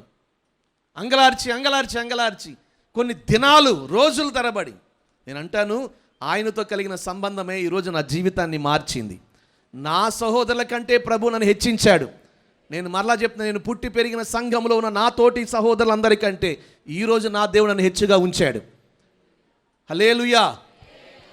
జీవముగల దేవుని సేవకు అనుభవించి చెబుతున్నాను, నీవు కూడా నీ సహోదరుల కంటే నువ్వు హెచ్చవ్వాలనంటే ఎబ్బేజులాగా దేవుని పాదాల చెంతకు వ్యక్తిగతంగా రండి. సంఘంగా చేరుతున్నారు, సమాజంగా చేరుతున్నారు, మంచిదే. కానీ దానికంటే ప్రాముఖ్యంగా నీవు పర్సనల్ లైఫ్ దేవునితో గడిపితే నీ భవిష్యత్తును దేవుడు దీవించడం ప్రారంభిస్తాడు. అటువంటి అనుభవాన్ని దేవుడు మనకు నేర్పునుగాక. ఆమేన్. ఇప్పటికి 2 అయ్యారు. ఒకళ్ళు ఎవరు? యూదా. సహోదరుల కంటే హెచ్చాయాడు. కారణం సహోదరులను ప్రేమించే అనుభవం. రెండోది ఎవరు? ఎబ్బేజు తన సహోదరుల కంటే హెచ్చయ్యాడు, ఘనత పొందుకున్నాడు. కారణం అతని ప్రార్థనా జీవితం. యవనస్తులు చాలామంది కనబడుతున్నారు, పెద్దవాళ్ళు చాలామంది 60, 70, 80 ఉన్నారు, 50 దాటిపోయిన వాళ్ళు ఉన్నారు. ఇంకెంతకాలంలే దేవుడు బతికిచ్చేదో 10 సంవత్సరాలు 15 సంవత్సరాలు అనుకుంటా ఏదో కాలం గడుపుతున్నారు. సరే, నేను వాళ్ళ గురించి మాట్లాడట్లా, యవనస్తుల గురించి చెప్తున్నారు. ఇంకా మన ముందు చాలా సంవత్సరాలు బతకాల్సి ఉంది. ఎందుకనంటే మన పెద్దలను చూసినప్పుడు మనకు అర్థం అవ్వాలి, ఇంకా నేను చాలా సంవత్సరాలు బ్రతకాల్సి ఉంది. మరి మన జీవితంలో ఇన్ని సంవత్సరాలు దేవుని నిత్య సంకల్పం నెరవేర్చబడి ఇదిగో మన సహోదరుల కంటే మనం ఎక్కువగా హెచ్చించబడాలంటే నువ్వు ఎంచుకోవాల్సింది ఒకటే, నీ దేవునితో వ్యక్తిగత ప్రార్థనా జీవితాన్ని కలిగి ఉండు. నా దేవుడు నిన్ను హెచ్చించబోతున్నాడు. హల్లెలూయా, హల్లెలూయా. అటువంటి కృప ఈరోజు అడుగుపెట్టిన వారందరికీ నా ప్రభు ఇచ్చునుగాక. నేను దాటి వెళుతున్నాను 3వ వ్యక్తిగా. చూడండి, 3వ వ్యక్తి ఎవరు? ఆషేరు. ద్వితీయోపదేశకాండం 33వ అధ్యాయం 24వ వచనం తీసారా? ద్వితీయోపదేశకాండం 33వ అధ్యాయం 24వ వచనం. ఆషేరును గూర్చి ఇట్లనెను, ఆషేరు తన సహోదరుల కంటే ఎక్కువగా ఆశీర్వదింపబడును, అతడు తన సహోదరుల కంటే కటాక్షమునందును. కాస్త బిగ్గరగా స్తోత్రం చెప్పండి. 2 సార్లు ఈ మాట రాయబడి ఉంది. సహోదరుల కంటే ఆశీర్వాదం, సహోదరుల కంటే కటాక్షమునందుతాడు. తలపైకి ఎత్తాలి. ఎందుకుని దేవుడు ఆషేరును సహోదరుల కంటే ఎక్కువగా ఆశీర్వదించాడు? సహోదరుల కంటే ఎక్కువగా ఎందుకు కటాక్షాన్ని చూపాడు? ఏమండి, ఆశీర్వాదం ఆశీర్వాదం ఆశీర్వాదం ఆశీర్వాదం అంటున్నారు. ఏంటి ఆశీర్వాదం తెలిస్తే కదా నా మాటలు వినాలి. ఐగుప్తులో నుంచి కానాను దేశంలోకి అడుగుపెట్టినప్పుడు ఆషేరు గోత్రికుల సంఖ్య 53,400 మంది. ఐగుప్తు దేశం నుంచి బయటకు వచ్చి అరణ్య మార్గాన్ని దాటిన తర్వాత కానాను దేశంలో అడుగుపెట్టినప్పుడు ఆషేరు గోత్రికుల సంఖ్య 53,400 మంది అడుగుపెట్టారు. ఆషేరు గోత్రికులు. దేవుడు వారికి ఇచ్చిన దీవెన ఏంటో తెలుసా? తన సహోదరుల కంటే ఒక మంచి కానాను దేశంలో ఒక మంచి ప్రాంతాన్ని ఇచ్చాడు. ఆషేరుకి ఇవ్వబడిన స్వాస్థ్యం ఎటువంటిదనంటే 22 పట్టణాలు కలిగిన ఒక చక్కని ప్రాంతాన్ని ఇచ్చాడు. అద్భుతమైన ప్రాంతం. పల్లెలు కాదు, పట్టణాలు ఉన్న ప్రాంతం. 22 పట్టణాలు ఉన్నాయి ఆషేరుకి ఇచ్చిన ప్రాంతంలో. ఓ చక్కని పట్టణాలు, అభివృద్ధి చెందిన ప్రాంతం. అంతేకాదు, పాడి పంటలు కలిగి ద్రాక్ష తోటలు, ఏమండి, విస్తారమైన ధాన్యం కలిగిన పొలాలు, పండే పొలాలు, నూనె, విస్తారమైన నూనె, ఒలీవ నూనెలు వచ్చే తోటలు. ఇంకో మాటలో చెప్పాలంటే కొండలు, లోయలు. ఆ కొండల్లో అనేక రకాల ఖనిజాలు కలిగిన ఒక చక్కని భూభాగాన్ని ఆషేరుకు దేవుడిచ్చాడు. హల్లెలూయా, హల్లెలూయా. నేను అంటాను, దేవుని సేవకునిగా మిగిలిన వారికి దక్కని ఆ గొప్ప ఆశీర్వాదం ఆషేరుకు ఎందుకు దక్కింది? ఎందుకు ఆషేరును దేవుడు తన సహోదరుల కంటే ఎక్కువగా ఆశీర్వదించాడు? ఓ చక్కని ఫలభరితమైన అనుభవంలో ఉన్నాడు. తన జీవితం ఎంతో ఫలిస్తూ ఉంది. యాకోబుకు ఆషేరు 8వ కుమారుడు. ఒకసారి ఈ మాట మీకు చెప్పాను ఒక సందర్భంలో, కానీ సందర్భం వచ్చింది కాదు చెప్తున్నాను. మోషే దీవించడానికి అని చెప్పని అందరినీ రమ్మని కబురు పెట్టాడు.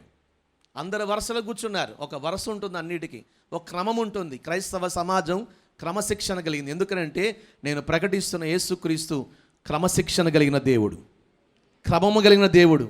క్రమాన్ని సమాజానికి, లోకానికి చూపిన దేవుడు ఆయన. ఆయన దగ్గర ఒక క్రమం ఉంది, ఒక క్రమం ఉంది. సన్నిధిలో కూడా ఒక క్రమం ఉంటుంది. పాస్టర్ గారు, సువార్థికులు, హెల్పర్సు, పెద్దలు, పరిచారకులు, యవనస్తులు, విశ్వాసులు, ఇలా ఒక క్రమశిక్షణ, క్రమాన్ని పెట్టుకుంటూ వచ్చాడు. యాకోబు 12 మంది పిల్లలను పిలిచాడు. పక్కన ఏమండి రూబేను దగ్గర నుండి చిన్నవాడు బెన్యామీను వరకు అందరూ వరుసలో కూర్చున్నారు. ఒకరి తర్వాత ఒకళ్ళు వెళ్ళి దీవెన పొందుకుని వస్తున్నారు. కానీ ఈ 8వ వాడి దగ్గరికి వచ్చేపాటికి ఆషేరును మోషే పిలవల. పక్కన 9వ వాడిని పిలిచాడు. ఆషేరుకి ఒక మాటలో చెప్పాలంటే ఎలా ఉంటుందో మీరు చూడండి. ఇప్పుడు 12 మంది పిల్లలండి, వాటాలు పంచి పెడుతున్నారు. ఒక్కొక్కరిని పిలిచి నాన్న లోపల దస్తావేజులు ఇస్తున్నాడు. 8వ వాడు నువ్వు ఉన్నావు. నిన్ను పిలవకుండా 9వ వాడిని పిలిచి ఇచ్చి పంపించాడు. నీకు ఎలాగుంటుంది? ఇప్పుడు ఇలా మౌనంగా ఉన్నారు, కానీ అప్పుడు మౌనంగా ఉంటారా? నేను లేనా? పెద్ద ఆయన నేను మర్చిపోయాడు నన్ను, నేను లేనా ఏంటి కొడుగ్గా? ఆ రోజు అసలు రూపం బయటపడుతుంది. ఇప్పుడు మౌనంగా ఉన్నా. మరి నిజమే కదా, నిజమే. 8వ వాడు ఆషేరుని పిలవకుండా 9వ వాడిని పిలిచారు. 9 అయిపోయింది, 10 అయిపోయింది, 11 అయింది, 12 అయిపోయింది. కానీ ఆషేరుకి పిలుపు రాలా. మీరు గమనించాలి, ఎక్కడ ఆషేరు తొందరపడినట్లుగా కానీ, ఆషేరు జీవితంలో ఆవేశపడినట్లు కానీ లేదు. ఆషేరులో ఉన్న ఒక నిరీక్షణ. ఆ వచనాలు కేవలం ఒక్క మాటను బట్టి చెప్పట్లేదు, కానీ ఆషేరు జీవితం అంతటిని గమనించుకుంటూ వస్తే తండ్రి చేత దీవెన పొందుకున్నాడు, దైవజనుడైన మోషే చేత కూడా దీవెనే పొందుకున్నాడు. హల్లెలూయా. ఈరోజు ఏదైనా మన జీవితంలో ఎదురవుతున్న పరిస్థితులు మనకు ఆవేదనకు గురి చేస్తాయి. నిరీక్షణ కోల్పోతాం. ఆవేశంలో తొందరపడి అడుగులు వేస్తాం. నిజమే, ఆ తొందరపడి అడుగులే మానవ జీవితానికి ఈరోజు నష్టాన్ని తీసుకొస్తూ ఉన్నాయి. కానీ ఆషేరు నిరీక్షణ గలవాడై ఇదిగో ఏదో ఒక రోజు, ఏదో ఒక సమయంలో నన్ను కూడా మోషే లోపలికి పిలుస్తాడు. హల్లెలూయా. ఒక్క మాట దేవుని సేవకునిగా చెప్పాలనుకుంటున్నాను. ఆ మాట ఏంటో తెలుసా? నేను యాకోబు కొడుకునే. ఆమేన్. నేను ఇశ్రాయేలు గోత్రికలో ఒక్కడినే. నేను ఇశ్రాయేలు గోత్రికలో దేవుడు చేత ఏర్పరచబడిన వాడినే. కాబట్టి ఒకవేళ నా ఆశీర్వాదం ఆలస్యము కావచ్చేమో కానీ తప్పనిసరిగా ప్రభు నన్ను ఆశీర్వదిస్తాడు. హల్లెలూయా, హల్లెలూయా. జీవము గల దేవుని సేవకునిగా పిలుస్తున్నాడు. నిన్ను, నన్ను, మనందరినీ ప్రభు కోరుకున్నాడు, ప్రభు పిలుచుకున్నాడు. మనందరం యేసయ్య బిడ్డలం. నమ్మిన వారు స్తోత్రం చెప్పండి. యేసయ్య రక్తంలో కడగబడిన వారం. గట్టిగా స్తోత్రం చెప్పండి. మనందరము క్రీస్తు యేసు చేత పరలోక రాజ్యానికి వారసులుగా ఉండటానికి కోరుకొనబడిన వారం. హల్లెలూయా. ఆయన చేత పిలువబడ్డాము, ఏర్పరచబడ్డాం. కాబట్టి ఈ రోజు కాకపోయినా రేపైనా ఆయన మనల్ని ఆశీర్వదిస్తాడు. నమ్మిన వారు స్తోత్రం చెప్పాలి. ఇవాళ కాకపోతే రేపు అవుతుంది కూతురుకు పెళ్ళి, కొడుకుకు పెళ్ళి. ఇవాళ కాకపోతే రేపు వస్తుంది ఉద్యోగం, ఇవాళ కాకపోతే రేపైనా కలిసి వస్తుంది. ఎందుకనంటే ఇదిగో నా తోటి సహోదరులందరూ దీవించబడ్డారు. వాళ్ళని దీవించిన దేవుడు నన్ను కూడా దీవిస్తాడు. నిరీక్షణే నిన్ను పైకెత్తుతుంది. హల్లెలూయా, హల్లెలూయా. మరి ఎంతమంది ఈరోజు నిరీక్షణ కోల్పోతున్నారు? కాస్త దేవుని పట్ల నిరీక్షణ కలిగి ఉండు. ఆయన వైపు చూడు. 20 సంవత్సరాలు వేచి చూచాడు. ఎవరు? ఇస్సాకు తన భార్య విషయంలో 20 సంవత్సరాలు ప్రార్థన చేశాడంట. అందుకనే దేవుడు చూచి 2 కవల పిల్లల్ని ఇచ్చాడు. హల్లెలూయా. నిజమే కదా. దేవుడు నన్ను కోరుకున్నాడు. ప్రభుకాంత్ పాస్టర్నే కాదు, లేకపోతే ఇస్సాకునే కాదు, ఇక్కడ ఉన్న వాళ్ళనే కాదు. ఆయన మన అందరినీ కోరుకున్నాడు, మన అందరినీ పిలుచుకున్నాడు, మనందరినీ తన బిడ్డగా చేసుకున్నాడు. ఆయనకు తారతమ్యాలు, భేదాలు లేవు, హెచ్చు తగ్గులు ఆయనలో లేవు. నాకు ఎంత సమీపంగా ఉంటాడో పాస్టర్ గారికి విశ్వాసిగా అంతే సమీపంగా ఉంటాడు. నేను ఎలా మొరపెడితే వింటాడు, మీరు మొరపెట్టిన ఆయన వింటాడు. హల్లెలూయా. అందుకనే జీవముగల దేవుని సేవకునిగా చెప్తున్నాను, జీవముగల దేవుని యందు నిరీక్షణ ఉంచండి. అబ్రహాం అదే చేశాడు. నిరీక్షణకు ఆధారము లేనప్పుడు పూర్చండి. తర్వాత మాట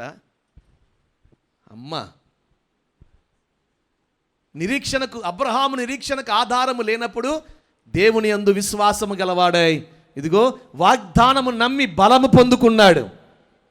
హల్లెలూయా. మరి ఎందుకు కృంగిపోతున్నారు? 1 మార్కు తక్కువ వచ్చిందని, 2 మార్కులు తక్కువ వచ్చినాయి అని. నిజమే కదా. సమాజ పరిస్థితులు ఎలాగున్నాయంటే స్కూల్కి వెళ్తే రుద్దుతారు, ఒత్తిడి చేస్తారు. ఇంటికి వస్తే ఇన్ని లక్షలు కడుతున్నాము, ఇదా నీకు వచ్చే మార్కులని ఇంట్లో వాళ్ళు కోపడుతున్నారు. ఈ మధ్య పిల్లలు ఏమండి, అటు వెళితే అటు సమస్య, ఇటు వస్తే ఇటు సమస్య. ఎటు పోదాం, అసలు ఈ లోకాన్ని ముగిస్తే పోండు అని చెట్టో పొట్టో నుయ్యో గొయ్యో ఏమండి బిల్డింగో ఎక్కి దూకి చనిపోవడం గల కారణం ఏంటి? ఎన్ని వెంటలేదు లోకంలో. ప్రేమించే తల్లిదండ్రులు కనబడట్లా, వాళ్ళు కట్టే డబ్బులే కనబడుతున్నాయి, కానీ పిల్లల భవిష్యత్తును ఆలోచించట్లా. ఒత్తిడి గురి చేస్తాం. అటు చూస్తే కాలేజ్ వాళ్ళు, ఇటు చూస్తే ఇంట్లో తల్లిదండ్రులు. నువ్వు కష్టపడుతుంది వాస్తవమే, నువ్వు కడుతుంది వాస్తవమే, కానీ నీ బిడ్డల యొక్క మానసిక స్థితిని ఎప్పుడైనా గమనించావా? గమనించని లోకం ఒక్కటే రుద్దుడు. ఈ ఒత్తిడికి వారు తట్టుకోగలుగుతారా? సపోర్ట్గా నిలబడి, నిజమే కదా, వారిని కాస్త ధైర్యపరిచే వాళ్ళు ఎక్కడ కనబడుతున్నారు? లోకంలో కుటుంబంలో ప్రేమలు కానరాకే కదా లోకమంతా వెతుక్కుంటున్నారు ఆ ప్రేమను, ఈ ప్రేమను. దేవుని సేవకునిగా చెప్తున్నాను, ఏమన్నా తెలుసా? నీవు రాయబడిన మాట ప్రకారం నిరీక్షణ ఉండేట్లుగా బిడ్డలకు నేర్పండి. అమ్మా, 1 మార్కు తక్కువ వచ్చిందా, భయపడమాక, కష్టపడు, ఇంకొకసారి దేవుడు ఇంకా నిన్ను పైకెత్తుతాడు. హల్లెలూయా. వాళ్ళకు సపోర్ట్గా నిలబడండి. మళ్ళా వాళ్ళకు కొంచెం సపోర్ట్ ఇవ్వండి. వాళ్ళు ఇదిగోండి కాస్త ధైర్యంగా ముందుకు అడుగుపెట్టి దేవుని చిత్తానుసారమైన ఆశీర్వాదాన్ని పొందుకుంటారు. ఆడు చూడు, వాడికి అన్ని మార్కులు వచ్చాయి, ఈమెకు చూడు, వీడికి ఇన్ని మార్కులు వచ్చాయి, నీకెన్ని వచ్చినాయిరా అని చెప్పాను. వాళ్ళందరి ముందు వాడిని అవమానపరచొద్దు. దయచేసి అవమానపరచొద్దు. ఈరోజు కాల పరిస్థితులు అలా లేవు, మంచిగా లేవు. ఒకప్పుడు అనుకోండి, మన కాలంలో అయితే చెప్పరేంటండి, దులుపుకుని వెళ్ళిపోయేవాళ్ళం. ఎందుకనంటే అసలు పట్టించుకునే వాళ్ళం కాదు. కానీ ఈ కాలం అలా లేరు. అన్నిటిని చిన్నదాన్ని కూడా కొంచెం ఏదైనా అంటే అసలు వాళ్ళు ఏం చేసుకుంటారో తెలియని పరిస్థితి అయిపోయింది. లేదు, పిల్లలకి నిరీక్షణ నేర్పండి. హల్లెలూయా. ఆషేరు నిరీక్షణ గలవాడే ఉన్నాడు కాబట్టి ఆఖరిగా ఎవరిని పిలిచాడు మోషే? 8వ వాడిని ఆఖరిగా పిలిచాడు. నిరుత్సాహంతో లోపలికి వెళ్ళినా నిరీక్షణతో వెళ్ళాడు కాబట్టి అంటాడు దేవుడు, ఇదిగో నీ సహోదరులందరికంటే ఎక్కువగా నువ్వు ఆశీర్వదించబడతావు. వచ్చిన వారు అంటున్నారు, కానానులో యోధా నాకు దక్కింది, హెబ్రోను నాకు దక్కింది, ఇంకొక మంచి ప్రాంతం దక్కింది. ఇలా అన్నీ అయిపోయినాయి, ఇంకా మిగిలింది ఏముంది? ఆ శ్మశానాలు, ఆ గొట్టలు, లోయలే కదా, నాకేమిస్తాడు ఇంకా అనుకుంటూ వెళ్ళాడు. కానీ వాళ్ళందరికంటే మోషే దీవెన పంచిపెడుతున్నాడు కదా. నిజమే, ఓ గొప్ప ఆశీర్వాదాన్ని ఆషేరుకి దేవుడు ఇవ్వటం జరిగింది. ఈరోజు దేవుని సేవకునికి అదే చెప్తున్నాను, నిరీక్షణ కలిగి ఉండు, నీ జీవిత సమస్యలు తొలగిపోతాయి.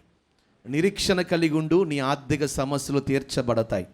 నిరీక్షణ కలిగి ఉండు, నిన్ను బాధించే రోగం నిన్ను నుంచి విడిచిపోతుంది. నిరీక్షణ కలిగి ఉండు, నీ జీవితంలో నిన్ను వెంటాడుతున్న సమస్యలు నిన్ను విడిచిపోతాయి. ఒక్క నిరీక్షణే నీ జీవితాన్ని ప్రభు ఆశీర్వాదాన్ని పొందుకునేట్టుగా చేస్తుంది. ఈరోజు దేవుని సేవకునిగా చెప్తున్నా, అతని నిరీక్షణ అతని సహోదరుల కంటే ఎక్కువ ఆశీర్వాదాన్ని పొందుకునేట్లుగా చేసింది. ఇక్కడ కూడి వచ్చిన వారందరినీ కూడా ప్రభు ఆ రీతిగా అదిగో సహోదరుల కంటే ఎక్కువగా హెచ్చించి ఆశీర్వదించునుగాక. 1 సహోదర ప్రేమ, 2 వ్యక్తిగత ప్రార్థనా జీవితం, 3 చెప్పరేంటండి నిరీక్షణ. అన్నిటికంటే చాలా ప్రాముఖ్యమైన నిరీక్షణ. ఆ నిరీక్షణ ఏమండి అభివృద్ధికరంగా ఆశీర్వాదకరంగా నిలబెట్టింది. ఆమేన్, హల్లెలూయా. కాస్త బిగ్గరగా హల్లెలూయా చెప్పాలి. దేవుని నామానికి మహిమకరంగా చెప్పాలి. అదేంటంటే ఒక చిన్న పూరిపక్కలో పరిచర్య ప్రారంభించిన నా జీవితం దేవుని అనాది సంకల్ప ప్రకారం ఈ ప్రాంతానికి పంపించాడు. వచ్చినప్పుడు మీకు తెలుసు ఇక్కడ పరిస్థితులన్నీ ఎన్నో సంవత్సరాలు మీరు చూస్తూనే ఉన్నారు. నేను గమనించుకుంటూ ఉండేవాడిని నా తోటి సహోదరుల పరిస్థితులు, నా పరిస్థితులు. అందరికీ చక్కని మందిరాలు, దాంతోపాటు వారు అక్కడే మందిరాల దగ్గర నివాసాలు. నాకు మందిరం దగ్గర నివాసం లేదు. ఎన్నో సంవత్సరాలు అద్దెకున్నా ఈ పట్టణంలో, అవునా కాదా? ఎన్నో సంవత్సరాలు అద్దెకున్నా. ఆ అద్దెంట్లో ఉంటూ ఎప్పుడు మేము సేవకురాలు బాధపడుతూ ఉండేవాళ్ళం. మాలో ఏ దోషం ఉందయ్యా, మేమేం తప్పు చేసాం, నీ సన్నిధిలో ఉండే భాగ్యం మాకు దక్కలేదు. నా తోటి సహోదరులు అందరికీ చిన్నయో పెద్దయో ఏయో మందిర ఆవరణాల్లో బ్రతుకుతున్నారు. చాలా సంఘాలు ఉన్నాయి మన సహవాసంలో. అందరికీ మందిరాల పక్కనే నివాసాలు ఏర్పరిచావు. నా ఇంటి పక్కన ఉండేవాళ్ళు అన్ని జనులు అని చాలా వేదన చెందుతూ ఉండేవాళ్ళం సేవకురాలు నేను. అందరికీ ఒక చక్కని నివాసాలు ఇచ్చావు మందిరాల దగ్గర. ఎందుకనంటే నీ సన్నిధిలో ఉండే భాగ్యం ఎవరు అడిగారు? కోరావు కుమారులు అడిగారు కదా, ఏమని బలిపీఠము దగ్గర పిచ్చుకులకు వానకోయిలు గూటి స్థలం దక్కిందే, నాకు అటువంటి అవకాశం ఇవ్వమని అదే మాట పట్టుకుని అడుగుతూ ఉండేవాళ్ళం. సంవత్సరాలు గడిచిపోయాయి. అది 2017వ సంవత్సరం. ఇక్కడ కాస్త పరిచర్య అభివృద్ధి చెందింది, ప్రజలు వచ్చి చేర్చబడుతున్నారు. ఇది సరిపోక ఇబ్బంది పడుతున్నప్పుడు దైవజనులను ఆలోచన చేసి వీళ్ళు అద్దెకుంటున్నారు. సుమారు 4-5 సంవత్సరాలు 6 సంవత్సరాలు 7 సంవత్సరాలు అద్దెకున్నాను ప్రసాదంపాడులో. ఆ తర్వాత దైవజనులను ఆలోచన చేసి మనకున్న కామనేని హాస్పిటల్ రోడ్ చివరు ఉన్న స్థలంలో కింద మందిరం కడదాం, పైన వీళ్ళు ఉంటారు, మందిరం దగ్గర ఉంటారని చెప్పని ఎప్పుడైతే మేము వీరంగలాకి వెళ్ళినప్పుడు మాతో చెప్పారో మా ఇద్దరి మొహంలో నవ్వు ఆగల. ఎందుకంటే మేము అడుగుతున్నది దేవుడు విన్నాడు. హల్లెలూయా, హల్లెలూయా. నిజమేనండి, నిజమే. నిరీక్షణ అంటున్నా నేను. నిరీక్షణ అవసరం. మా వల్ల కాదండి, మేము వచ్చేస్తాం వీరంగలాకంటే కాదనేవాళ్ళు అనేవాళ్ళు ఏం కాదు. కానీ ఎప్పుడు కాడి పడేలా, ఎంత ఇబ్బంది అయినా ఎంత ఇరుకైనా కాడి పడేయకుండా భుజానికి ఎత్తుకుని నిరీక్షణతో ఎదురు చూడడం బట్టి ఈరోజు ఒక చక్కని పరిస్థితులు కలుగు చేశాడు. నేను అంటున్నాను, ఉయ్యూరు వీరంకిలాకు తరువాత నా సహోదరులు చాలామంది ఉన్నారు రాష్ట్రంలో, మన సహవాసంలో సంఘాలు. నా సహోదరులందరికంటే ఎక్కువగా దేవుడు నన్ను హెచ్చించాడు. పరిచర్య పరంగా నేను మాట్లాడుతున్నాను. వారి పరిచర్యలు, వారి ఆరాధనలు, వారి పరిస్థితులు ఇంకా అలాగే ఉన్నాయి. నేను వారిని తప్పుపడట్లేదు. కానీ నా సహోదరుల కంటే దేవుడు నన్ను హెచ్చించాడు. కారణం ఏంటంటే నిరీక్షణతో ఇక్కడ అడుగు పెట్టాం. నా దేవుడు నా నిరీక్షణ చూచాడు. నిజమే కదా, నిరీక్షణను ఎన్నటికీ పరచనివాడు. పరిచర్య పరంగా అభివృద్ధి పరిచాడు.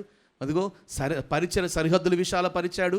ఈరోజు తిరిగి చూస్తే సహోదరుల కంటే నిరీక్షించాను కాబట్టే దేవుడు పరిచర్యను విశాలపరుచుకుంటూ వచ్చాడు. కాస్త బిగ్గరగా చెప్పండి హల్లెలూయా. నేను చెప్పే సంగతులు మరుగు చేసినవి కావు, మీ అందరికీ తెలిసిన విషయాలే. నేను మరుగు చేస్తే అవి దాగేవి కావు, కానీ మీ గ్రహింపులకు రావాలని నేను చెప్తున్నాను. మీ గ్రహింపులోనికి రావాలని. ఇదే పట్టణంలో నేను ప్రారంభించినప్పుడు సహవాసంలో చాలా చోట్ల ప్రారంభించారు సంఘాలు.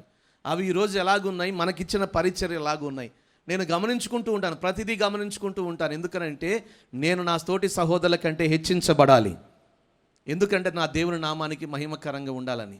నిజమే కదా, దేవుడు నిరీక్షణను ఎన్నడికి వమ్మి చేయడు. మరి నీ భర్త విషయంలో ఎందుకు నిరీక్షించలేకపోతున్నావు? నీ భార్య విషయంలో ఎందుకు నిరీక్షించలేకపోతున్నావు?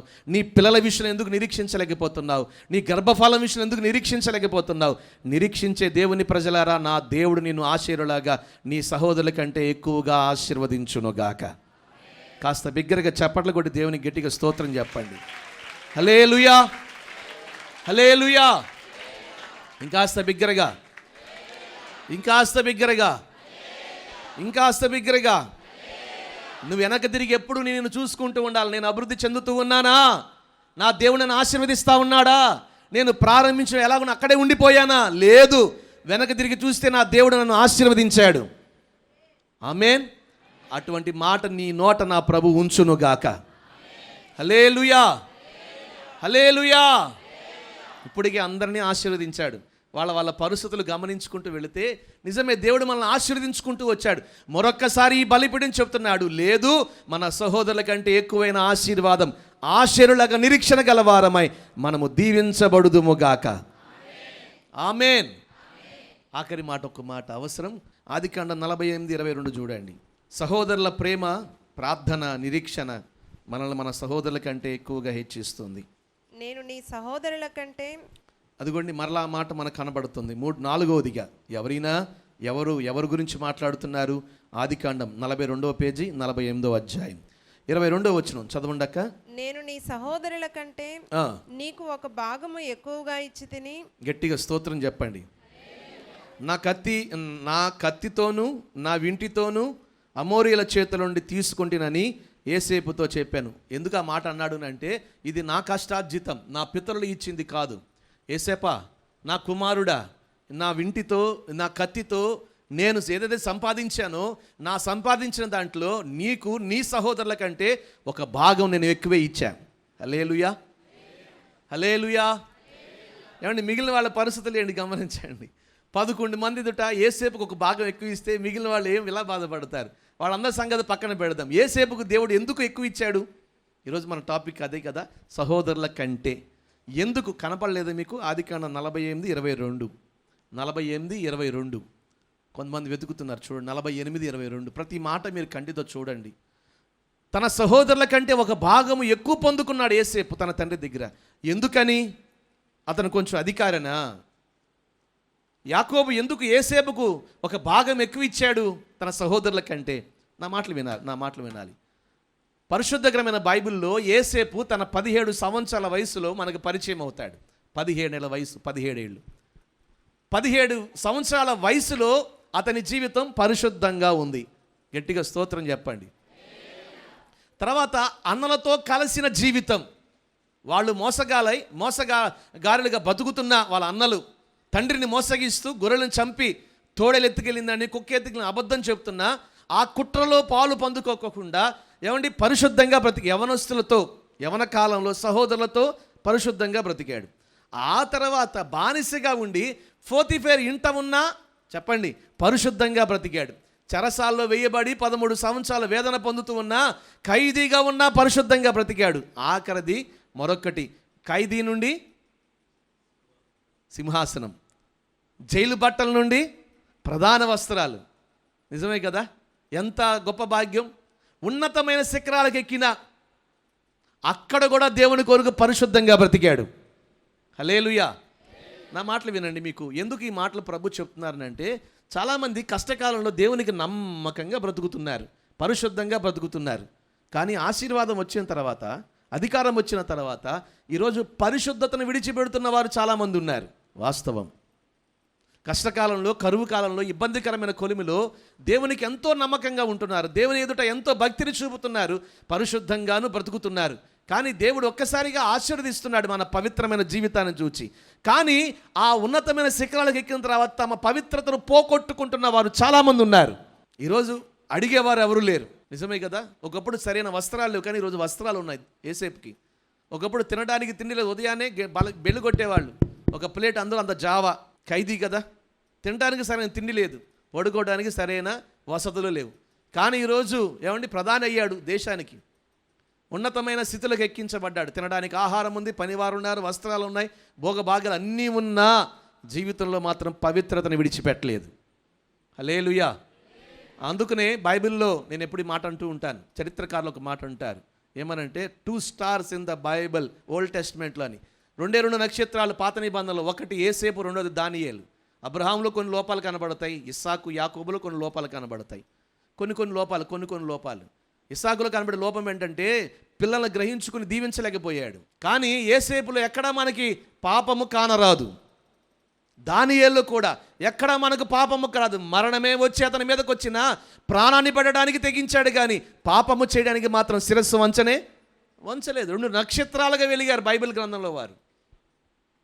మరి ఈరోజు నా ప్రభు చెప్పాలనుకుంటున్న మాట ఏంటంటే, ఇదిగో నీవు నీ పవిత్రతను కాపాడుకుంటే బ్రతికినంత కాలం నీ చూపులో, నీ మాటలో, నీ ఆలోచన నడకలో, నువ్వు చేసే ప్రతి దాంట్లో, జీవించే జీవిత కాలం అంతలో ప్రభువు కొరకు నువ్వు పరిశుద్ధంగా బ్రతికితే నీ సహోదరుల కంటే ఒక భాగం నీకు ప్రభు ఇవ్వబోతా ఉన్నాడు. హల్లెలూయా. కాస్త బిగ్గరగా నేను అంటాను, ఎబ్బేజుకి ఇచ్చినవాడు, యోధాకి ఇచ్చినవాడు, ఇంకెవరు, ఆషేర్కి ఇచ్చినవాడు, ఏసేపుకి ఇచ్చినవాడు, మనకెందుకు ఇవ్వడు? వాళ్ళు ఆరాధించిన దేవుణ్ణి మనము ఆరాధిస్తూ ఉన్నాం. ఎందుకు ఇవ్వడు ఆయన? ఈరోజు నా ప్రభు అందుకనే బలిపీఠం చెప్తున్నాడు, నీ ఆశీర్వాదాన్ని చూస్తే ఇదిగో ఒక భాగం ఎక్కువగానే ఉండాలి. అందరిలాగా ఏదో జీవించేసి కాలగర్భంలో కలిసిపోవడానికి కాదండి. చరిత్ర పట్టులో మనకంటూ ఒక పేరు ఉండాలి. మనము చరిత్ర పట్టులో మన పేరు నిలిచి ఉండాలి అంటే మన సహోదరుల కంటే ఒక భాగం ఎక్కువ పొందుకున్న వారమై ఉండాలి. హల్లెలూయా, హల్లెలూయా. అప్పుడే కదా మన జీవితానికి ఒక సార్థకం. దేవుడు మనల్ని పంపించిన ఈ భూలోకానికి పంపించిన దానికి ఒక సార్థకం అనేది ఉంటుంది. ఏదో మనం బ్రతుకుతున్నాం, ఏదో మన జీవితాన్ని జీవిస్తూ ఉన్నాం, బతికినంత కాలం ఏదో మరుగైపోయి బ్రతికి జీవితాన్ని ముగించుకుంటే ఉపయోగం ఏముందండి? లేదు. ఒకసారి ఆలోచన చేయండి. సృష్టికర్త దేవుని యొక్క ప్రణాళిక నీ పట్ల గొప్పది. ఆమేన్. ఆ ఉద్దేశాలు నీ పట్ల నెరవేర్చబడి నీ సహోదరుల కంటే నువ్వు ఎక్కువగా ఒక భాగాన్ని పొందుకుని నువ్వు ఆశీర్వాదకరంగా ఉండాలంటే జీవించినంత కాలం పరిశుద్ధంగా బ్రతకండి. హల్లెలూయా. ఈ ఒక్కటి ఉంటే చాలు, పవిత్రతను కాపాడుకుంటే చాలండి. జీవితకాలం అంతా చెయ్యి పట్టుకుంటాడు, ఏదో ఒక దినాన్న ప్రభు నేను పైకెత్తుతాడు. ఆమేన్. అప్పుడు నువ్వు వెనక్కి తిరిగి చూస్తే నీ సహోదరులందరికంటే ఒక భాగం నువ్వు ఎక్కువే పొందుకొని ఉంటావు. ఈరోజు అటువంటి గొప్ప ఆశీర్వాదం ప్రభు మనందరికీ దయచేయనుగాక. సంపన్న స్థితిలో చూచాడు, దీన స్థితిలోనూ బతికాడు ఏసేపు. ఏ స్థితిలో ఉన్నా తాను మాత్రం పరిశుద్ధంగానే బతికాడు. మరి ఈరోజు ఈ మాటలు ఉంటున్న నీ జీవితంలో కూడా సహోదరుల కంటే ఎక్కువగా నువ్వు హెచ్చించబడాలి, సహోదరుల కంటే ఎక్కువగా నువ్వు ఆశీర్వదించబడాలి, సహోదరుల కంటే ఒక భాగం నువ్వు ఎక్కువగా పొందుకొని ఉండాలి. అటువంటి కృప ప్రభు మనందరికీ దయచేయనుగాక. కనులు మూసుకోండి, ప్రార్థన చేసుకుందాం. విన్న మాటలను బట్టి ఈ ఒక్క మాట అడగండి, యేసయ్యా నా సహోదరుల కంటే ఎక్కువగా నన్ను హెచ్చించు, నా సహోదరుల కంటే ఎక్కువగా నన్ను ఆశీర్వదించు, నా సహోదరుల కంటే ఒక భాగం ఎక్కువైన ఆశీర్వాదం నాకు. నేను కూడా నిరీక్షణ కలిగి ఉంటాను, నేను కూడా వ్యక్తిగతంగా నీతో ప్రార్థనా జీవితాన్ని కలిగి ఉంటాను, నేను కూడా ప్రభువా పవిత్రమైన జీవితం యేసేపులాగా జీవిస్తాను. ప్రభువా నాకు అటువంటి ఆశీర్వాదం మిమ్మల్ని అడగండి. ఈరోజే నా దేవుడు ఇదిగో తన కార్యాన్ని మన పట్ల చేయబోతూ ఉన్నాడు. మాట తప్పడండి. ఎందుకు ఈరోజు ఈ మాట ఇచ్చాడో మనకు తెలియదు. ఆయన మాట్లాడువాడు ఆయన, నెరవేర్చేవాడు ఆయన. హృదయం ఇప్పి ప్రభుతో చెప్పండి, హృదయం ఇప్పి ప్రభుతో చెప్పండి. ఎలా ఉంది నీ కుటుంబం, నీ జీవితం, నీ పరిస్థితులు, నీ పిల్లల పరిస్థితులు? అలాగే ఉండిపోయారా? లేదండి. అలా అయితే ప్రయోజనం ఏముంది? లేదు. మన ప్రభు చేత మనము మన సహోదరుల కంటే ఎక్కువగా హెచ్చించబడాలి, ఎక్కువ ఆశీర్వాదాన్ని పొందుకోవాలి.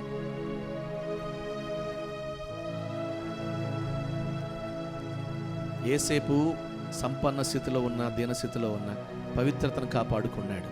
భయపడి పాపము చేయలేదు, గర్వంతో పాపాన్ని చేయలేదు. మనుషులకు భయపడలేదండి, మనుషులకు భయపడి పాపము చేయలేదు, పాపానికి లొంగలేదు. యేసేపు మనుషులు ఏం చేస్తారులే అని నిజమే పరిశుద్ధంగా బ్రతికాడు. సింహాసనం ఎక్కిన తర్వాత అధికారాన్ని చూచుకుని ఇదిగో పాపానికి అవకాశం ఇవ్వలేదు, పవిత్రంగా బ్రతికాడు. నువ్వు ఏ స్థితిలో ఉన్నా ప్రభుతో ఉండు, ప్రభు తప్పనిసరిగా ప్రభు నేను దీవించబోతున్నాడు.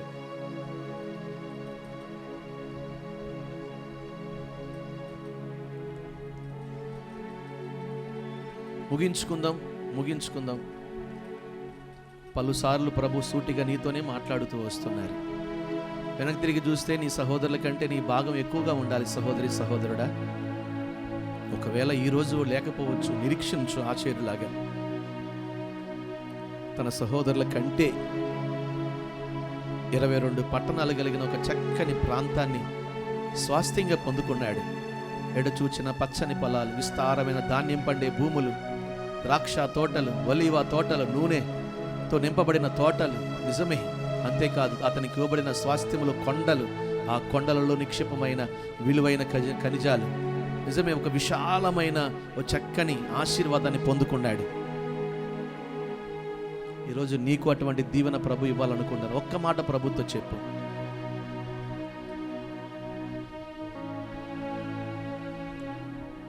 దీన స్థితి అందునా సంపన్న స్థితి అందునా. ముగించుకుందాం, కళ్ళు మూసుకోండి. ఎవరు అటు ఇటు తిరగదు దయచేసి. ఆఖరి దీవెన పొందుకుని వెళ్ళండి. దీన స్థితి అందునా సంపన్న స్థితి అందునా నడచినను ఎగిరినను నీ కృప కలిగి ఉందునే. నిజమే, ఏ స్థితిలో ఉన్నా ప్రభుకి నమ్మకంగా బ్రతుకుతాం. కన్నులు మూసి ముగించుకుందాం.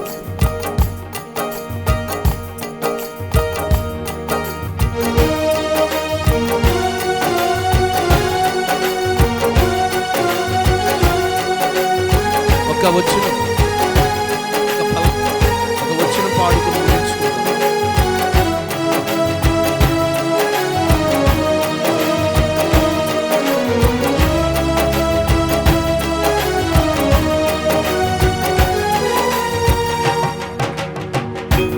దీన స్థితి అందునా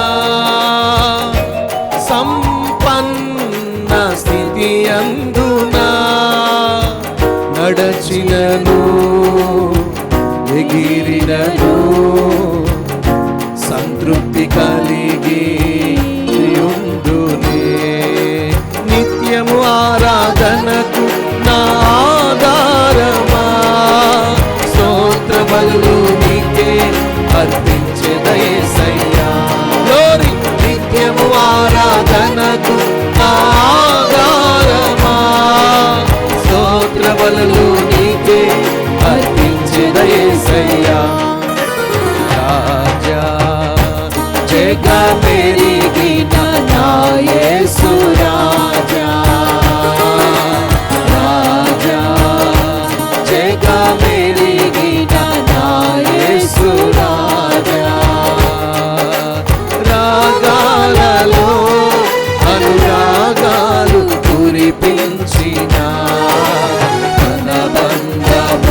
అందరూ చప్పట్లు కొడుతూ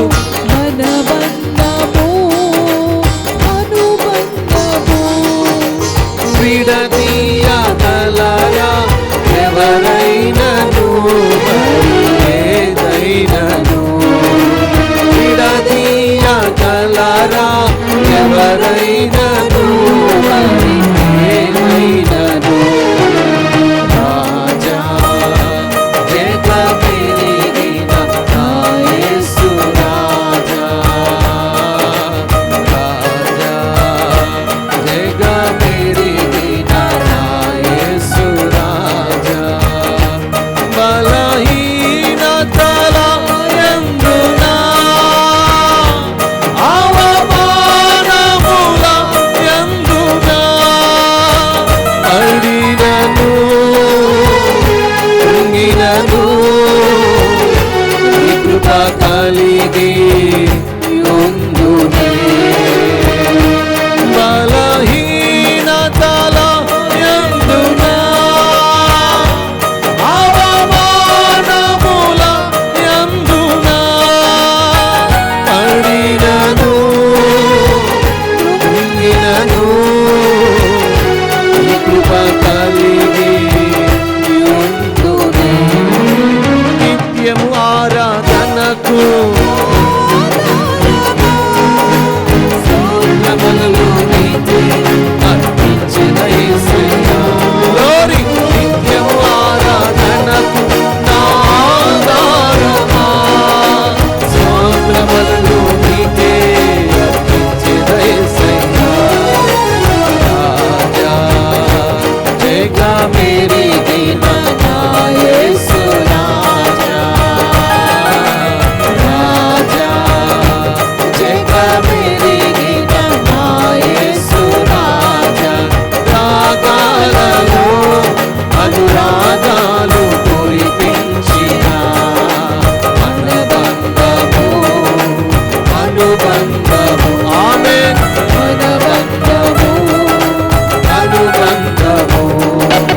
విడదీయగలరా ఎవరైనను మరి ఏదైనను విడదీయగలరా ఎవరైనను మరి ఏదైనను రాజా జగమెరిగిన నా యేసు రాజా రాజా జగమెరిగిన నా యేసు రాజా రాజా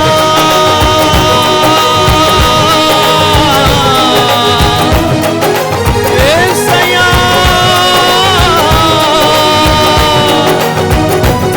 రాజా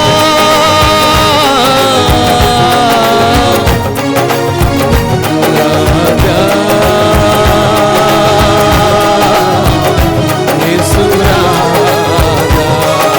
యేసు రక్తమే జయము సిలువ రక్తమే జయము యేసు రక్తమే జయము సిలువ రక్తమే జయము యేసు రక్తమే జయము సిలువ రక్తమే జయము యేసు రక్తమే జయము సిలువ రక్తమే ఆమేన్ అందరూ నోరారా ఆడాలి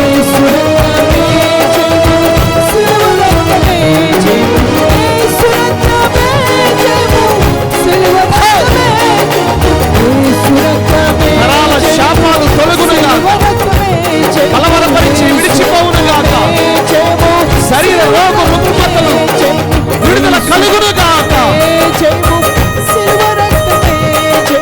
యేసు రక్తమే జయము సిలువ రక్తమే జయము యేసు రక్తమే జయము సిలువ రక్తమే జయము యేసు రక్తమే జయము యేసు రక్తమే జయము రాజా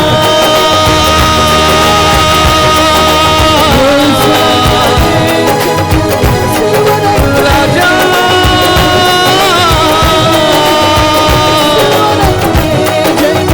కృప కలుగునుగాక కృప కలుగునుగాక జీవం కలుగునుగాక ఆరోగ్యము కలుగునుగాక క్షేమము కలుగునుగాక సమాధాన సంతోషములు కలుగునుగాక అభిషేకము కలుగునుగాక నీవే